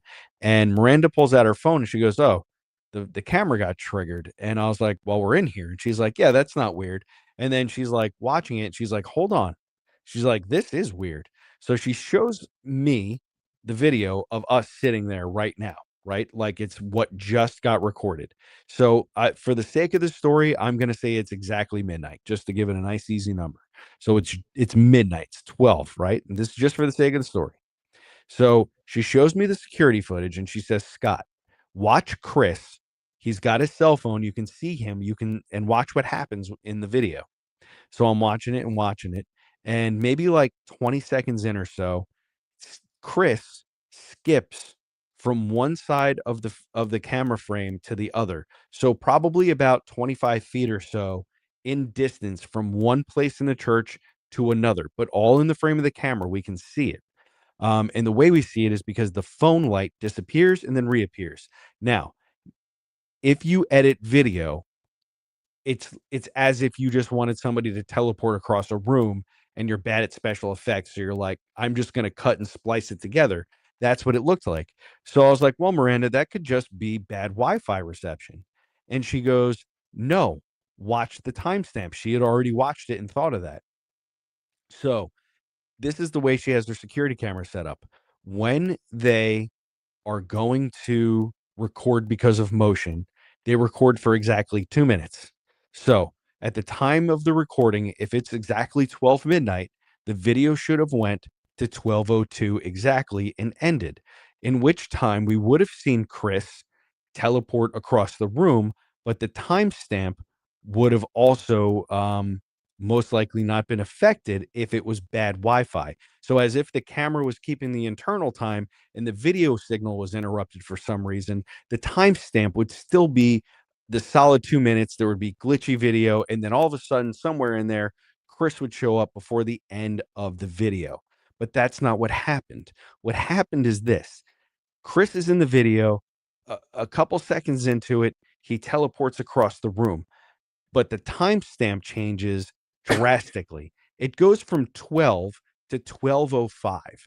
So the timestamp of the video, for some reason, has also been altered along with the footage. So the camera was keeping time, and the time got distorted because it's only supposed to record for 2 minutes. But the timestamp skipped with Chris across the room. By the way, while the rest of us are just at the bottom of the frame, just barely there, and we don't move. It's seemingly as if we were there the whole time. Chris disappeared and reappeared, and we never knew the difference. That's what I witnessed as she showed me the video, which is it's insane. But that's not the end. Do you remember this, right, Chris? We looked at this. It was okay. It's And because right around this time, which is why she started looking at the cameras, was when I started feeling like something was pushing me from the back and grabbing a hold of me. Right. Um, Yeah. so once I started feeling that, I mentioned it to you guys a couple times, and to me, it felt like I was being pushed forward, almost as if like something's literally just grabbing you, like pushing you forward, like kind of like out of the way, but like towards Scott and where she was sitting at. Which is And exactly what happened when you. and that's exactly what we could see through the video. It was almost like something was grabbing. To me, it felt like something was grabbing me, but on the video, you see the streak of where like I Okay. would have been and how I traveled. So that's important because it's not the last time dilation thing that happens in the church that night. No. So we go down to the basement. We're reconvening. We're getting back to the investigation, and we're sitting at a table down in the basement that's like this big, cool cafeteria. It's not like a spooky basement. It's like a rec hall, but it's underneath the church. It's cool. So we're sitting down there. We're getting some cool like stuff happening in the gear, but everybody's kind of getting tired, and we're like, okay, I think we're gonna start wrapping it up. So Chris and I decided to tell the ladies that were with us. We were like going to tell them about Clark that day. In the tunnels. So basically I tell them the story that you guys just heard, and I tell them the part about the alphabet, and I recite it to them, and I say the same thing you guys just heard. The spray paint went ABCD in red, and then EFG HIG in blue, right, or whatever it was. And I tell that story all the way through. Now, I'm sitting. There's one girl across from me, Miranda, I think, next to me, and another girl over here. And Chris is immediately a foot and a half from me on the left. I could hit it. I could reach out and hit him. He was right there. So I finished telling the story, and Chris is like, "Hey, Scott, you didn't tell them the most important part about the story." And I was like, "What are you talking about?" I told them. And Chris started reciting the second part of the story about the spray paint, right? And the girls were like, "What the heck is Chris? He literally just said that." And you had this look on your face. You were so surprised. And I remember in that moment feeling as though like I was being pulled from a rubber band and like slapped back into space or something. It was so weird. And That's how I felt. So I felt like I was like, the more I think about that time, it felt like I was completely disconnected from anybody and everybody that was there. I was just in my own little space, like cubicle, whatever you want to call it. Like I was just in my own. I was just completely disconnected from the conversation, everything you guys were having. I didn't even realize that Scott had told the story, and I'm like, yeah, you forgot to tell the most important part, and then I started telling the whole story all over again. Yeah, and that's when I remember looking at Scott's face, and he's looking at me like, "Dude, I just told that story," and everybody else like staring at me like, "He just told that story." I'm like, "Well, I didn't hear it one bit. I didn't even realize I was there. I didn't." And it goes back to what Scott experienced in the truck, even though he now realizes that he doesn't remember part of the stuff that happened while we were in the truck. When the truck was having these issues, it was the same exact kind of scenario. Yeah, I don't recall it at all. I'm glad you guys said it. So before we go any further, go ahead, Sean. Let's go, baby. How much of this is dimensional? Oh, a lot of it. The time jump thing that keeps happening over and over. I'm noticing it's mainly happened during investigations where we're opening that door, we're opening that veil to speak, and it's almost like, and I know we dealt with the extraterrestrial stuff, but it's almost like they're all starting to mold into one. Yeah, all of it's starting to work together, and a lot of theories have come up that it's all related. Right. And how do you feel about that? This is where it kind of gets weird, especially with what you're saying. Now it's going to get weird. Yeah. If it hasn't been yet. So while we're doing this investigation, right, and we're going to touch on that question that you just asked, Sean. While we're doing this investigation, right, we keep getting through the spirit box. Chris crash, Scott crash, and it kept coming through. The entire time we're at the church, we're getting this pretty much, to me, it was almost like a warning, but it was also trying to tell us like something like that was going to happen. And we drove all the way there together. So we're like, I think it was saying accident, right? Because it was a big word. Accident. It was like, it was like It's a Chris Chris accident, accident. Chris Yeah. accident. And then it said mine. And I'm like getting freaked out because I'm like, and what made it freakier is it wasn't just coming through one device. We had multiple devices running and it was coming through all of them. And it was rapid. It was like one of the most scary, like, things that I've heard during an investigation. Of course, anytime you hear your name and the word accident next to it, you think of the worst. So yeah, it was weird. So we end up finishing the investigation at the church after all of this happened. We start driving back very slowly, and I'm cautious at this point because we're in the middle of nowhere, Pennsylvania. Yep. We're in the mountains, no street light. It is pitch black. My windows are tinted. I can't see nothing pretty much out the windows as we're driving, to the point where I have to start putting my windows down in certain areas where we're making a turn to be able to see the turn. And that leads to this crazy experience that till this day, there's only been 2 experiences in my life that I've had no explanation, like absolutely no explanation for it, but I knew exactly what it was. And this was one of them. Yeah. This Actually, is one of the three. There's been 3 experiences, but this is definitely like top, I think top of that list. Yeah, for sure. So yeah. Do you want to tell what you saw first, or do you want me to go? Yeah, because the way that this shook out for me was so weird. So everybody here, every one of you, if you've ever put your boots on and went ghost hunting, you have said to yourself, no matter how scary or what I witnessed tonight, I'm not going to be a puss about it. I'm going to be tough. I'm going to be strong, and I'm going to collect the data, and I'm going to watch, and I'm not going to run away. I'm not going to pull a dude run, right? We all know, we've all said it, and some of us have done it. Now, Chris and I are headed back away from the church, away from the ghost hunting. We're headed back to the hotel, rural Pennsylvania. Chris's windows are tinted. That's important. It's the middle of the night. There are no street lights. There's no moonlight. It is dark. The only light that we have are coming off the headlights of the truck. We're heading down a 2-lane road. One, headed one way and one headed the other. There's trees immediately, maybe like 3 to 5 feet right off the road in a kind of heavy forested area. And then there's like farms in between. So it's a mix of rural and like trees. So we're driving. We're like actively recounting at this moment all of the stuff that has happened to us so far. The lost time, the Space Force kid, Clark, the strange UFO lights, the missing time, all the things that have happened. And Chris and I are really talking about it. And I could feel that we are super duper focused on this, right? And he and I are really coming to the conclusion that we may have stepped in something we shouldn't have. And as we're driving along, I'm looking ahead of us and I start to see something in the woods. And at first, I think it's just headlights hitting against the trees, right? So that I just think it's like the headlights. And I'm like, wait a minute. There's nothing illuminating the actual trees. It seems to be coming from the other direction. And I'm like, but the light isn't hitting me in the eyes.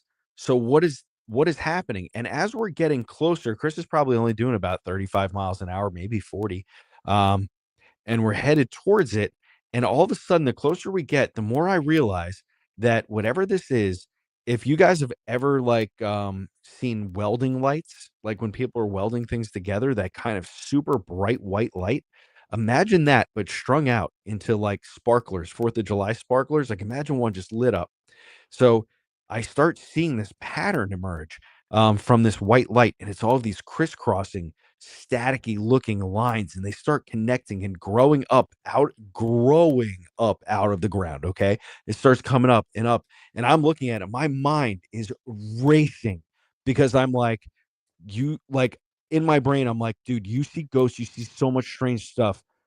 Maybe you're just like super tired and you're just 2 wipes from the weekend and you're just seeing something. So I immediately had the thought, like, if Chris doesn't see this, then it's just me and it's fine. I'm just tired. And literally Chris like reaches over and he's like, bro, are you seeing this? And I felt my heart sink because I was like, this is real. It's like we're looking at something I can't explain it. And I knew he felt the same way because he didn't be like, oh, that's a weird light, or like, hey, look at that strange headlight over there. Like, look at that guy in the woods with the flashlight. Dude, are you seeing this?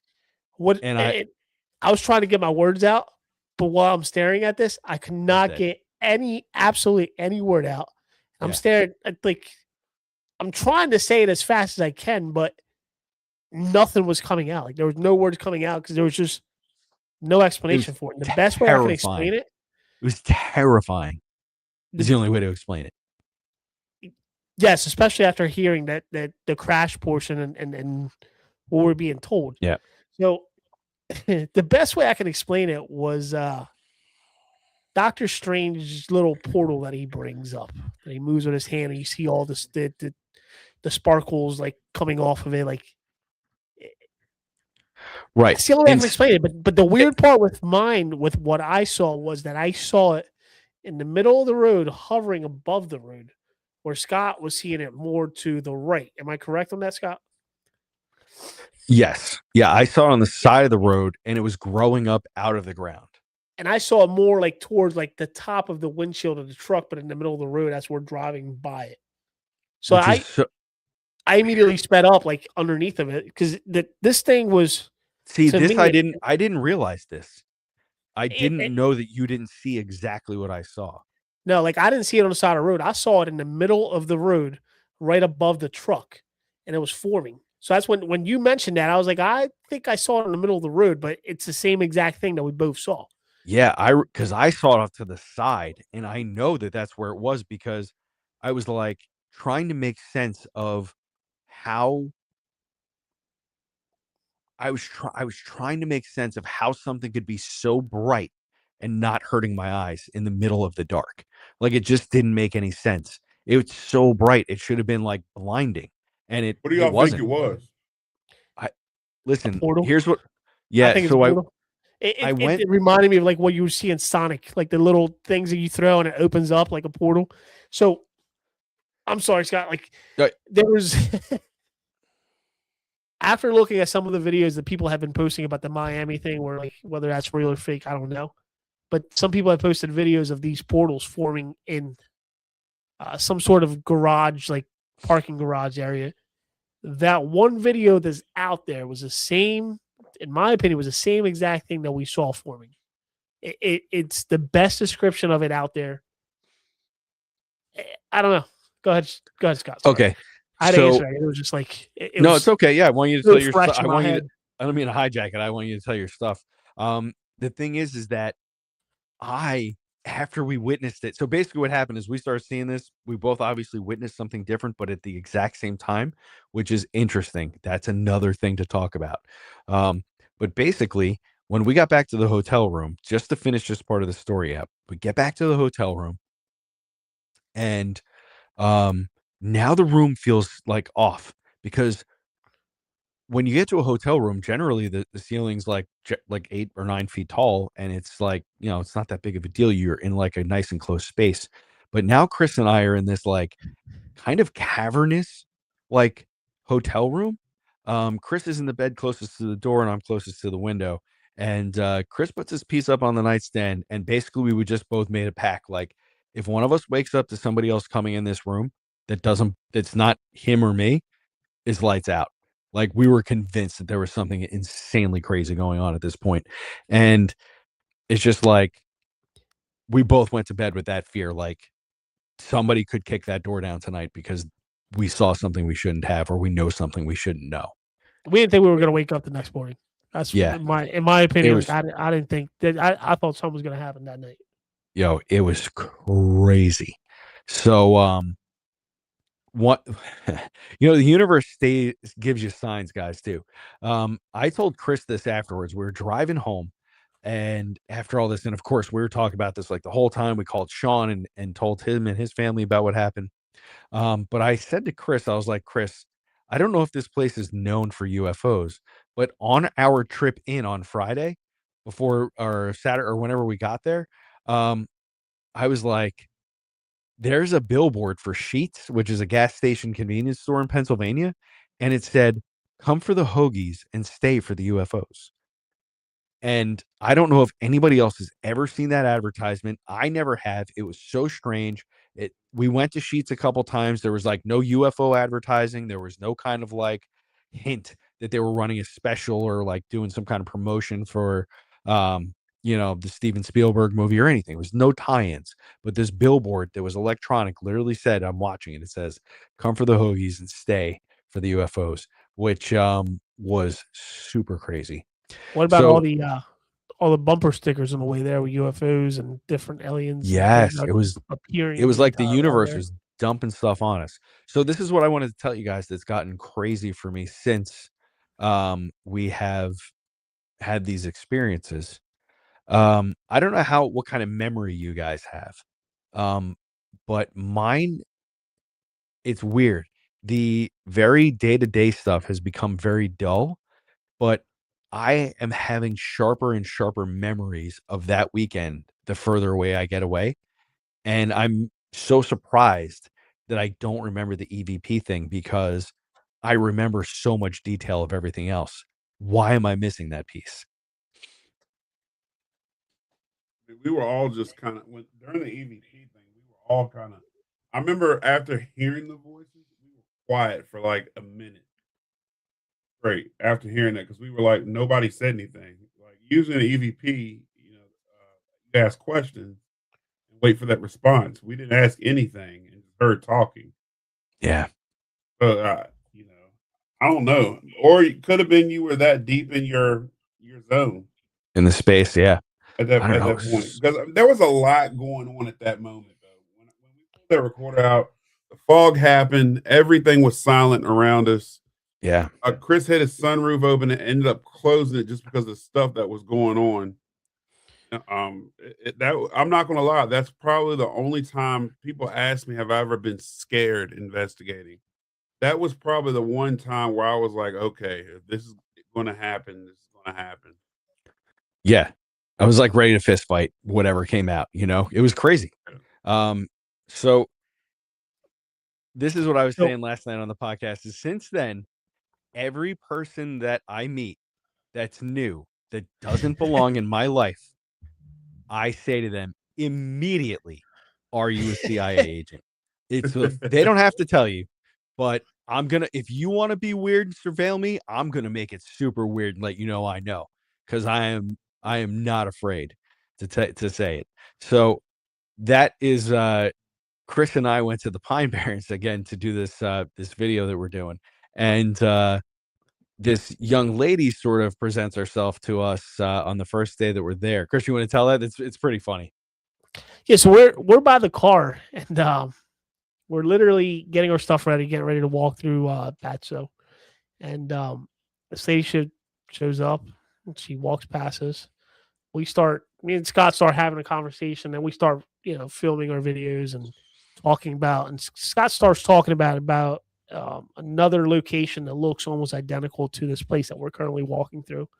And out of nowhere, she turns around and joins our conversation and just starts talking to us the same exact way that Clark did. It was almost an identical Yep. match to what happened. Yo, and she was like, by the way, I was eavesdropping on you. Excuse me? Okay. Straight up told you. So Scott automatically goes, "Do you work for the CIA?" And she's like, "As a matter of fact, I do." And she goes on. Didn't with even miss a beat. Not at all. So she starts saying how she took off that day and was playing hooky or whatever the case may be. From work, yeah. From work. But pretty much everywhere we ended up at, she was there. Yo, lone hike in this creepy village in the Pine Barrens. And she didn't have no camera, didn't see her out taking pictures with her phone, nothing. Just there, right? And makes a point to make second contact with us after we leave her the first time. And then makes second contact with us again and talks to us for a couple more minutes. And then just kind of disappears. And we didn't see her again. So that was really strange. I'll leave all the ghost hunting stuff to you guys to watch the video because it was pretty fun. I want you to watch it. But Chris and I guess it was the second night. At the end, he and I, he started a fire because I'm not as manly as he is. He started a fire, and we hung out and we were watching up in the sky and we were looking for some of those lights. And after a couple minutes, Chris is like, "Oh, there's one." And he points up, and there it is. And what was really weird was, while Chris was sitting with me and we were watching, I could see them. I could see them coming out. They were around us, so on and so forth. When he got up to go, maybe he went to the bathroom or he went to go do something, um, they kind of disappeared. And I was looking everywhere as intensely as I would with Chris sitting there, and I didn't see one. But when he came back and he sat back down and started pointing them out, there they were again. And one of them, so he had the laser out again, and he was pointing the laser at one of them. And this has been sitting with me again because I'm getting kind of uncomfortable with him shining lasers at these things. So basically, this light that, again, guys, just remember, this is not helicopters. These aren't airplanes. These aren't satellites. They're moving. They're doing things. They're not just gliding across the sky. So Chris is pointing at one, and all of a sudden, it does something none of them to this day have done. It starts what appears to be getting closer to us. It's getting brighter and bigger, and it looks like it's headed right for us. And I was like getting a little panicky because I was like, I think I even said to Chris, I was like, "Yo, stop shining that laser thing, man. He Stop." said, "This is it." He said, "This is it." That's enough. Because like the next thing is they're hovering over you, picking you up. I'm good. I'm good on it. So yeah, that was really strange. So when Chris says that sometimes they do things, that was something. It scared me because I was like, yeah, I told Chris, I was like, that's enough. We got to go to bed. I'm done. What makes it interesting is that this particular unidentified flying object per se was actually showing up every time I would point at it. And I would tell Scott, hey, keep looking at that particular one because it was flashing at us. It was shooting these lights at us. And I kept telling him, watch. I said it, for whatever reason, doesn't want to be seen. But if we keep staring at it, just keep staring at that corner and you'll see a flash. It was almost like it was signaling in a way. And it was shooting these like massive like beam of light out of it. And then that's when it just started getting closer as I shined the laser at it. And then out of nowhere, just from how close it was to literally like it just disappeared. It just completely disappeared out of the sky. I could not see it. No idea what happened to it. So creepy. I do. Medium in the room. Scott, I have that video on here. If you share my screen, I want to see if this is something similar to what you believe you saw. I mean, this is definitely very similar to what I saw, but I just want to get your take on it and see because this is the closest thing that I can find. And I mean, I don't know. This video is off of YouTube. It's from this page here called if I can stop sharing the screen here momentarily and tell you guys. It's from a page called Sakura Kot, KKOT. It's got like Chinese letterings on it.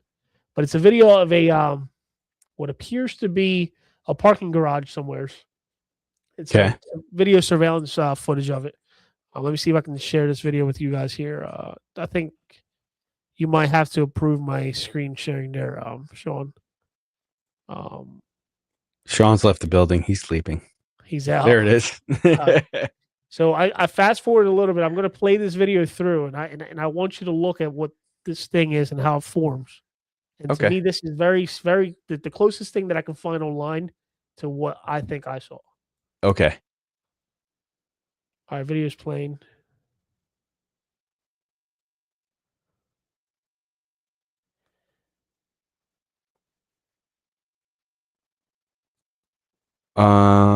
Yeah, it looks like a Dr. Strange portal for sure. Yeah. That's not quite what I saw. Yeah, and what I saw when it was it's got similar it's got similar properties, but that I think it's fake anyway. Yeah, it looks fake, but this is the closest thing that I can find. So that was very similar to what I seen as it was spinning. To me, the actual like, I don't know, I guess the sparks from it looked like it was coming from the center as it was opening up. Yeah, so I saw something that looked like sparks coming up from the ground, like super bright white sparks growing up from the ground and into like a doorway shape, like a rounded doorway shape is what I could see. So I had a reference for that because that was the other part of the story. I just saw something somebody talk about New York. So in Pine Bush, New York, the state, New York, Pine Bush, New York, um, is sort of known as like the East Coast UFO capital, up and down the eastern seaboard, because the amount of UFO activity that they had there back in the late 70s and 80s. So they have recreations of things that people have told them about in the museum. It's really cool. Big shout out to Lance, who runs the Pine Bush UFO Museum. Dude's awesome, Yeah. and He's a cool he's guy. got a wealth of UFO knowledge. So they have a video of what I've seen in the UFO museum. Somebody else witnessed it in like the 80s in Pine Bush or in the area. What's up, Felicity?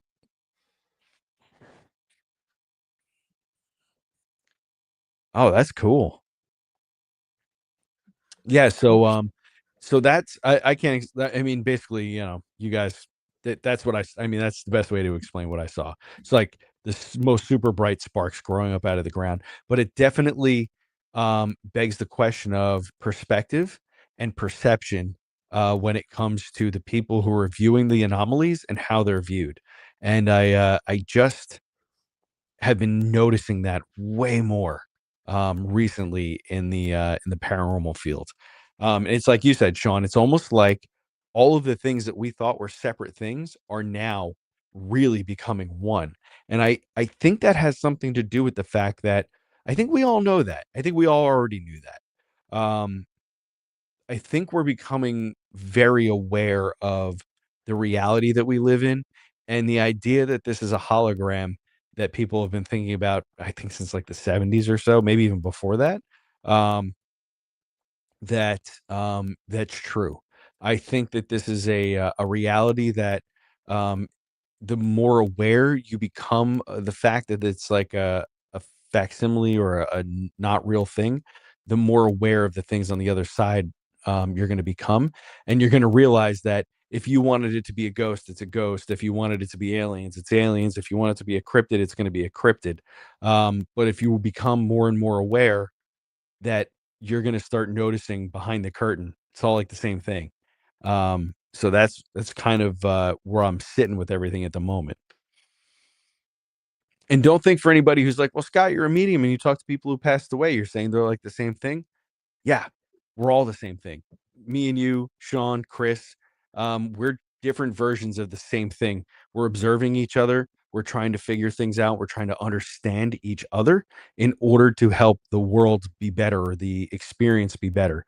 And we're all doing that for each other at the moment. And I agree with everything you just said. I think a lot of this stuff is becoming everyone is starting to be more aware. And that's the biggest thing. And I think, but with the increase of technology and the Wi-Fi and the Bluetooth, it's all feeding off of that as well. I mean, you got to think just about everything in my house now is Bluetooth, including my thermostat is Wi-Fi and all that stuff. So, I I got to say mean, something that's going to blow your minds, guys. but You guys are not going to believe this. Okay. I have goosebumps, literally goosebumps. Okay, so I'm sorry to interrupt, but listen, and everybody you're listening, good. this is so wild. So you guys did, I don't know if I told both of you, but I know I told at least one of you that I had a really strange dream the night after we got back. I had a weird dream that I was driving around in like some old classic car, and there was a female driver, and I was in the front seat. She had blonde hair, and she was like wearing lipstick, and I thought that she looked a lot like Courtney Love. Okay, this is literally like who I think I'm riding around in the car with in my dream for some reason, right? And when I wake up from my dream, the only thing that I can hear in my head in like that spirit voice in that same space is the word Zeta Reticuli. And I'm like, what does that even mean? So I look up the word Zeta Reticuli, and it happens to be a star system in the galaxy, and it is very commonly associated with alien interactions. Now, this is why what just popped in my head.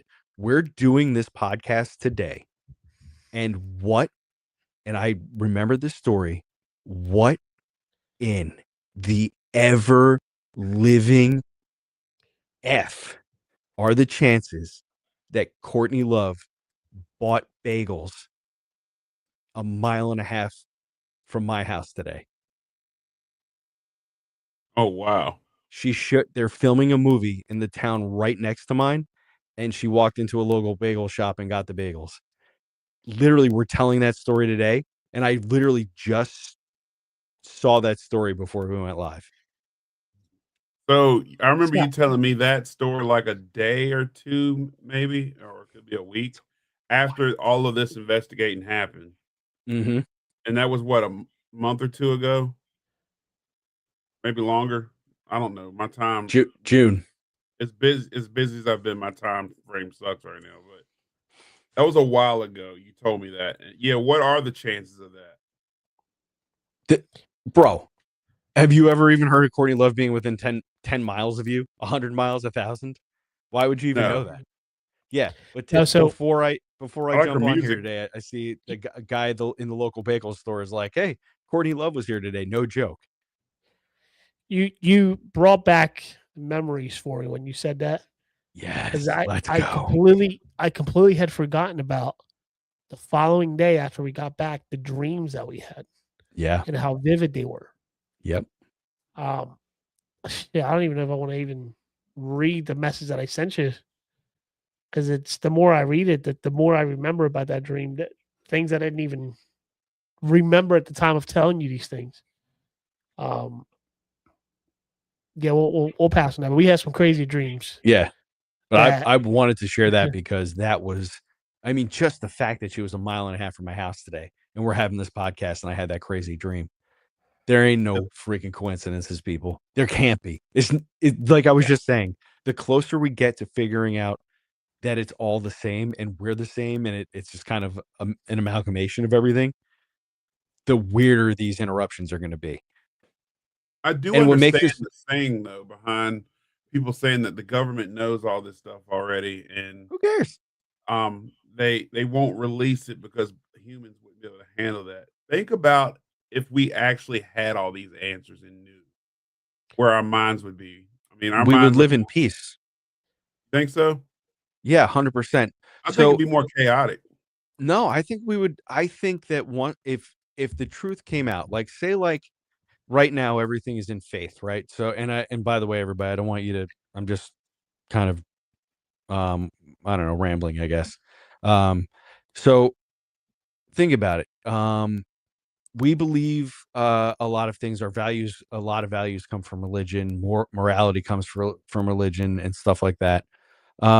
So let's say that there was somebody who could come out and say beyond without a doubt that there was or was not a correct religion, what it was, and that truly nothing that you did on this planet to accumulate things, stuff, or wealth actually mattered, because this is a blink of the eye in the eternity of your soul.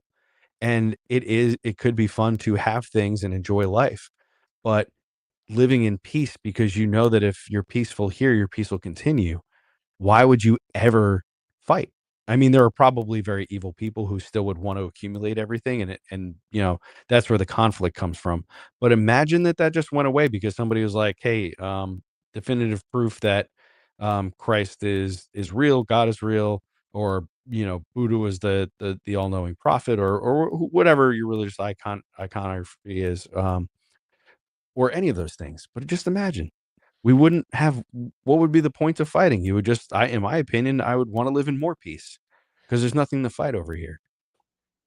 So there's a show on Apple TV, and I can't remember the name of it, but it has to do with that. It has to do with this outer being coming into Earth and taking over people, and the way everybody communicates is telepathy.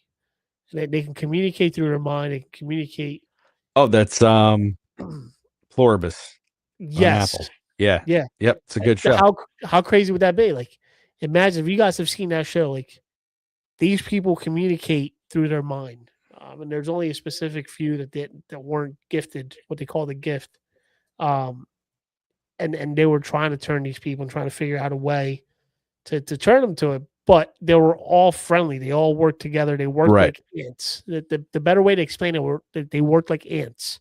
How ants work together and they're able to communicate Right. with one another about like finding food or whatever the case may be. That this is exactly how these people worked, and nothing in this world went to waste. Everything was used the correct Yeah, way. and nobody It was had a used fight because they were all like, "Hey, we're all in this together." So I right. feel like, of course, there would still be conflict, but I think it would be we would have a lot more reason to stop the people who wanted to bring ill will to us because we'd know that ultimately um, it doesn't matter. Like we would like to stop them so that we could just live in peace here and enjoy this experience that we're having because this is our moment as consciousness to experience where we're at. Um, and that's just me having a Okay. little thought about it. I just I've been thinking a lot about it since I've always considered myself kind of like spiritual and like in tune with the ghost world and the spirits and stuff. Um, and then with all the introduction of all Chris' interesting experiences and what he brings to the table, especially when we're together, it makes me reconsider and look at the other side of the cube to understand that and just to that point of experiencing different things and having a different vocabulary, both of us witnessing some sort of light portal happening, but both of us witnessing it in a different way. It's nearly impossible for two of us to be looking at the exact same thing and describe it differently and even give it in a different location. So, for me, I that's will. really I will be right back, guys. oh, he's gotta go. Aliens. No, I'll be right back. I mean, that's a very, very good explanation. It definitely makes a whole lot of sense. You got to think most wars and most fighting has to do with the basis of religion and belief. If Yeah, everybody, knew the truth, then I agree it could possibly bring along peace. It definitely yeah. could. I'm not sure what that is in the sky that's lingering around, or why it's there, or why they haven't came down and just made everything known yet. I'm not sure what's going on with that. I so okay, so just come with me. It's not they, it's us. So we are the ones creating the experience. So we're the one. So like the old idea of a tulpa. If I believe in something hard enough, can I create it? The answer is yes. It's manifestation. Absolutely. So what's going on in the world right now? The UFO community has been begging for disclosure forever, right? And it had a big push in the 90s, into the early 2000s has kind of died away. Then all of a sudden, this New York Times article comes out about the White House having UFO knowledge, and then disclosure happens. And this is because the will of the people, the will of our souls, is pushing things in this direction. It's the wave that we're headed towards. So it's opening up that avenue to people who are open to have that experience. So if you are willing to be open to the fact that there is more than just you and I in these three-dimensional human bodies, and there's other dimensions and other spaces, then you will start witnessing those things because we are pushing it in that direction. It's the same thing when we'll say like, and we'll take a very easy one, but it touches on the subject. In the 80s, when there was the satanic panic and everybody was worried about their kids listening to heavy metal, like, Ozzy and Metallica and all those kinds of bands like that, right? And then anytime a murder would happen or somebody would go missing, they would immediately find the tie to Satan or the devil or ghost hunting or witches, and they would tie it right to it. Um, so what happened? It created what we called in pop culture the satanic panic. All of a sudden, everything we looked at was satanic, right? And that just wasn't the case. We just were making connections where there were none, but we were willing it as a population that way because that's what the media can do. So now we live in a time where all of us have our own media channels. We all go to different sources to gather our media, no matter what it is. If you want to watch media about paranormal, if you want to watch food media, if you want to watch news media, if you want to watch fishing media, we don't have to go to the television and all be tuned in on the same thing. We have our own places to focus. Now, all of these UFO people, all of these ghost people, Bigfoot people, conspiracy people, they've been putting all of the parts out and all the pieces, and all of a sudden, we're all realizing that these things intersect so heavily, and we're able to openly communicate about that now. So it is opening the field up. We're realizing that maybe we've just been calling the same thing by different names, and perhaps those things that we're observing have the ability to change the way we look at them due to our own perspective and the way we view things. That's very well said. Very well. I've been saying for a while that a lot of these locations that we investigate and the ones we love to go to, especially the popular ones, people put things there.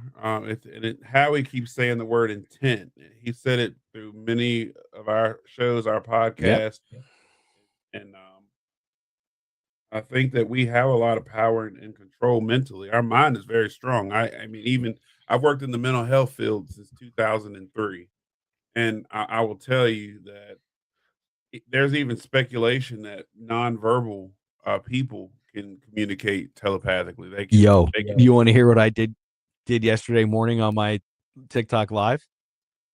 What's that? Okay, y'all ready for a story? And I got it recorded so I can prove it. This is the place to tell it, brother. Yeah. All right. So listen.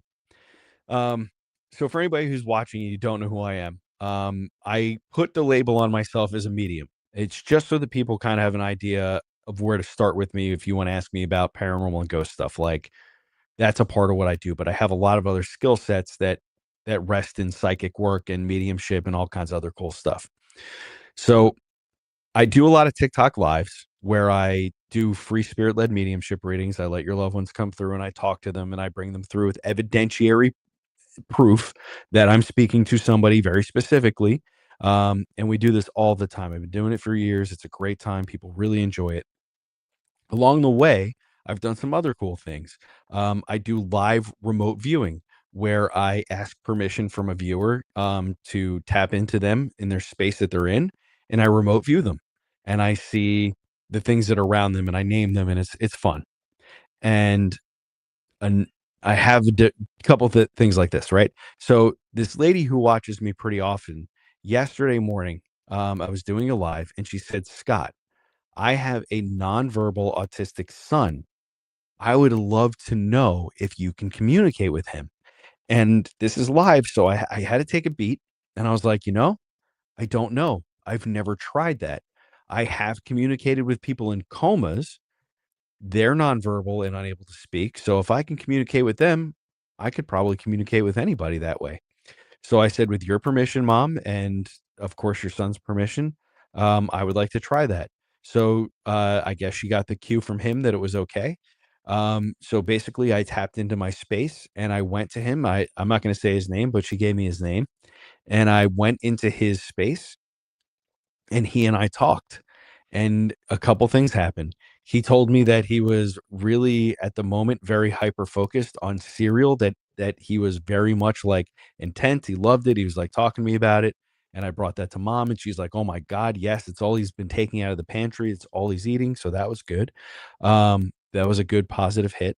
And then um I hit on something else that was important, but I don't quite remember it. But then the third thing that was super cool was I was telling her that he was talking to me and saying that he is aware of other spirits or energies in the house or in his space because he is like me and he can sense these things. And he is afraid of his bed and what's under it. Right. And he's telling me this. And I verbalized that to mom on the live. And she said, "Yes, he has been so hard to get to bed lately. And we don't know why." And I said, "This is why he is afraid of what's in the room when the lights go out." So he's asking for you guys to do a little extra for him so that he feels safe. So I gave her the Scotty D home remedy on that one. And we did it. So there were a couple points that we hit on, and she just validated them. So yes, we can communicate with nonverbal human beings if we just listen and we be open to it. It's all what you want to do. And I fully believe that. I again working in the mental health field. I still currently work in the mental health field, And I deal with autism. I deal with nonverbal all the time, and you'd be surprised at how well you can communicate with them just by looking at them, making eye contact. You kind of know what they want. There's times where I have to take some of them to a doctor's appointment, and I will know that they have to use the bathroom without them saying it or looking at me. I just know. It's almost like you Mhm. hear it, you feel it. Uh, they do have gifts that are beyond what we can see, and I think that's really cool. So yeah, that's funny you brought that up that he could talk to you that way because Yeah, it's I been never tried it. It's speculation for a long time. I mean, yeah, because of the telepathy tapes, right? That lady did all that, research, that doctor, and she found that all of these, children with, I don't know how the right PC way to say it anymore, so I'm You'll not gonna never tell have the them. right way to say it because it changes every year. Yeah, so the kids that are special in this way that, don't have a way to communicate and have different, disabilities or disadvantages, she went and studied these kids, and they all had very similar things. They were able to basically, like, read their mom or dad or caretaker's mind, and communicate back and forth. It was really interesting. Yeah. So yeah, it opened up my mind to the fact that if it's a two-way radio, yeah, why shouldn't we be able to talk? You know? Why shouldn't we be able to communicate that way? So again, it's all consciousness, it's all us just understanding each other, and the more kind and open you are about it, the better your communication's gonna be. So before we wrap this up, because we've been going on over 2 hours now, which What? I will say it's been one hell of a show, fellas. Yeah. I had a great time with y'all. Chris and I have been doing this a little while now. I'm glad that you came on board. Hopefully, we'll make this a reoccurring thing. Yeah, I'd love to. It's fun. You guys could do more talking next time. What's in the future though? What are we doing? I'm including myself here. I'm putting myself in the mix of this. I'm part We of the haven't cool talked kid. about the next adventure yet, have we? Or Um, did we? Or is it Lynchburg? yeah, by the way, I think that's what hey, we said. listen, I think Scott, we I gotta sell something real quick. He invited you to a location that he hasn't invited me to. So I feel like the bromance is over. Like me and him are What are you splitting talking about? like this. Poof. No, I'm just kidding. I was about to say, Mendez, how many times have I told you to come back to Lynchburg? It's a joke. It's a joke. So you got to go to Lynchburg. This place. Bring Chris with you. What do you think Don't I'm tell going to me talk the about? So what do you think I'm going to talk about? Not There's sure. there's Not sure. awesome. Not sure. Gotcha. There's an awesome rooftop bar there. It's the rooftop. Yeah. Yeah, the rooftop. I've never been. It's literally 6 minutes from my house. I've never been. I went to a place that he's never been to in his hometown. It's crazy. Mary Beth, Oh. go back and watch the whole thing. This is one heck of a conversation. Go back and listen to the whole thing. Howie, thanks for welcoming me into the club. You look very dapper in your tuxedo, by the way, pal. I love it. Oh, You look Howie's awesome. sharp. Yeah, I could tell. Howie's very knowledgeable. If he was on this show as well, we'd be on here for 4 or 5 hours. All right. Well, maybe we need to have those kinds of sessions. I'm down. Like I thought this was great. Yeah, listen, I love a good long conversation, and you guys are a wealth of knowledge, and I'd love to talk to more investigators, and just it doesn't have to be anything formal. Just like, let's do this. This is fun. Doesn't have to have a name or a label, right? We'll keep it like a situationship, these shows are never formal. It's literally when Chris and I pop these shows, these last minute shows like this, we just talk. And that's really look, somebody said it was this ghost said, when is the next one? I don't know. Well, probably. I mean, if we want to do another one in a week or two, we can. That's fine. I got nights off. I'm down, but hopefully I can get you guys to come to Lynchburg. There's a place here that Yes. we'll be investigating this weekend. I got to put our plug in Hill City After Dark. We do ghost tours. We do public investigations. We try to educate the public in a town that it's kind of forbidden in. We have the biggest Christian college in the world here. Naughty, And naughty. so can you imagine trying to do public paranormal stuff here? We got the best dressed hobo right here. He's actually one of our tour guides. He's What also up? with Badlands Paranormal. But yeah, we'd Cool. love to get you here, Scott and Chris. Both of y'all come down.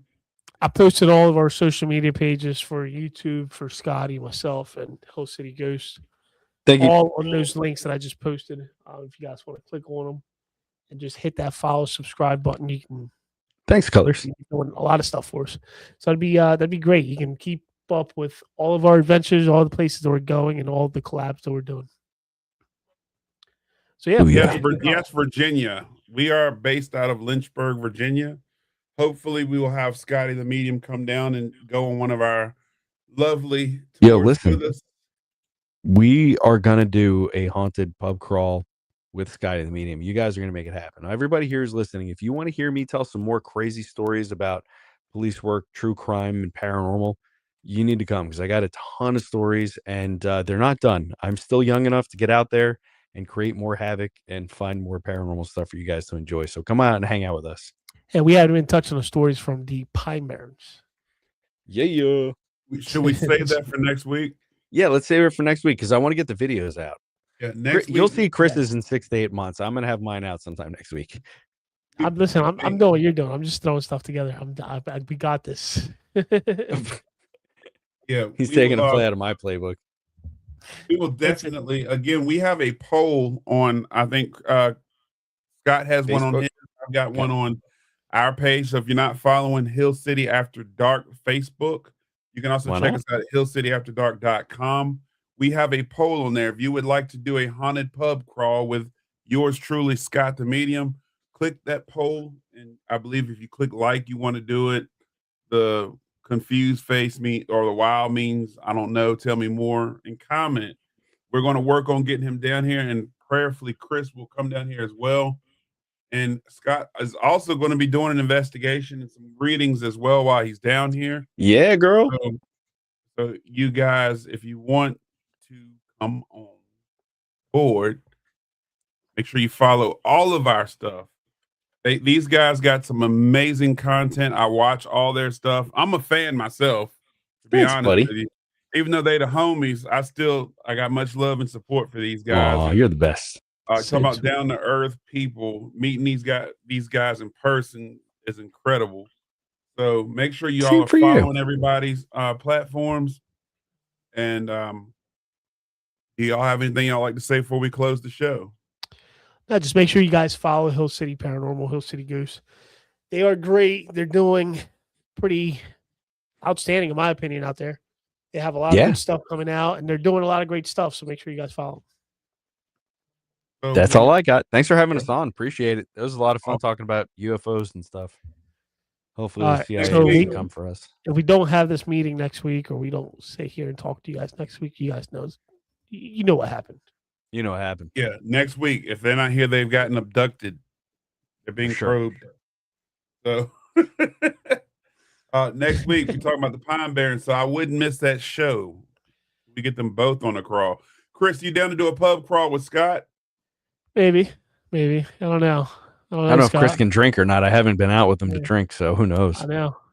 Listen, we've got some amazing. I will have to personally shout out the Von Garage, Three Roads Brewery. I can't never say that word. The Trading Post. Okay. And I'm missing the one. Courtney, help me out. Bars on the pub crawl. Taco Gary's. Dish. That's the one. Dish. That's it. Dish. Not Taco I definitely want Gary's. to give those bars a shout out. They all created some amazing drinks. So a haunted pub crawl with Scott and Chris. I'm probably going to tag along for that myself just to hang out. Yo, listen. 10% discount with your CIA badge. Yes, if you bring your CIA badge, 10% discount. 10%. We also going to have Court Street agents. running that night with my man, the best dressed hobo. Maybe I'll get all the guys and we do like this really cool, add some extra bars for that night. I'm pretty sure I can pull that off because one of the bars, they're tapped into other bars in town. So we might make like this big event like where we're going to just bar after bar after bar. It's gonna be shot. No, I'm just playing. Okay. Not really. But it'll be a great night. So again, make sure you follow everybody's platform. Come over to Hill City After Dark. Stay tuned to what's coming up. I'm going to do my best to drag Chris back to Lynchburg. Last time Chris was here, we got some amazing stuff, great evidence. Make sure You're in, hobo. That's funny. Yes, Best Dressed Hobo is the man. Y'all follow I ain't gonna Badlands sneak it. Paranormal as well. It's gonna be blatant. I'm just gonna give you a flask, and we're gonna go to town. Hey, thank y'all for tuning in. It's been a great crowd tonight. Chat's been on fire. We love y'all. Thank y'all again, and we will holler at y'all later. Scott, get you a radio, by the way. Okay, guys. Here. I'm not in the Hold Cool on, Kid hold on. Radio Club. All I'm the way sorry. from New Jersey All to the way Virginia. from New Jersey. Check it out. Yo. Look at that. That's crazy. Yeah. These things are wild. That is a heck of a string and tin can system you guys have set up. Dude, this is UFO status right here. Yo, send me one. Yo, sponsor me and send me one, you weirdos. All the way from Lynchburg, Virginia. Look at that. All the way from Lynchburg to New Jersey. Check. Yes.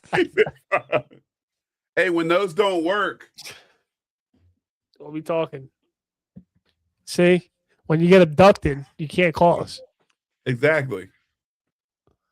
All right, Hey, y'all. you I'm really guys made a good going to point. I'm really going to get off this time. All right, we got to go now. Hey, Hey, can one of you guys send that over to Scott so he wasn't messing with him? Who's that? I think he just heard you on the live. Is that the CIA? Hey, welcome. Hey, Scott. Nice to meet you. What's up, CIA agent? That's Howie. we're true nerds over here. Yo, y'all are weird, man. But I want to get in on the club. Yeah, I want to get one of radios. Get one, Scott. Listen. Get one here. We are under the UFO Research Network. Be very interesting. All right, let's do it. All right, guys. Listen, I have to go. I have to go to bed. I'm very tired. All right, You sure? Positive? All right. y'all take it easy. Thank y'all for See you tuning guys. Thanks in. for watching. Bye, We will everybody. see you on the other side. Oh. Love you.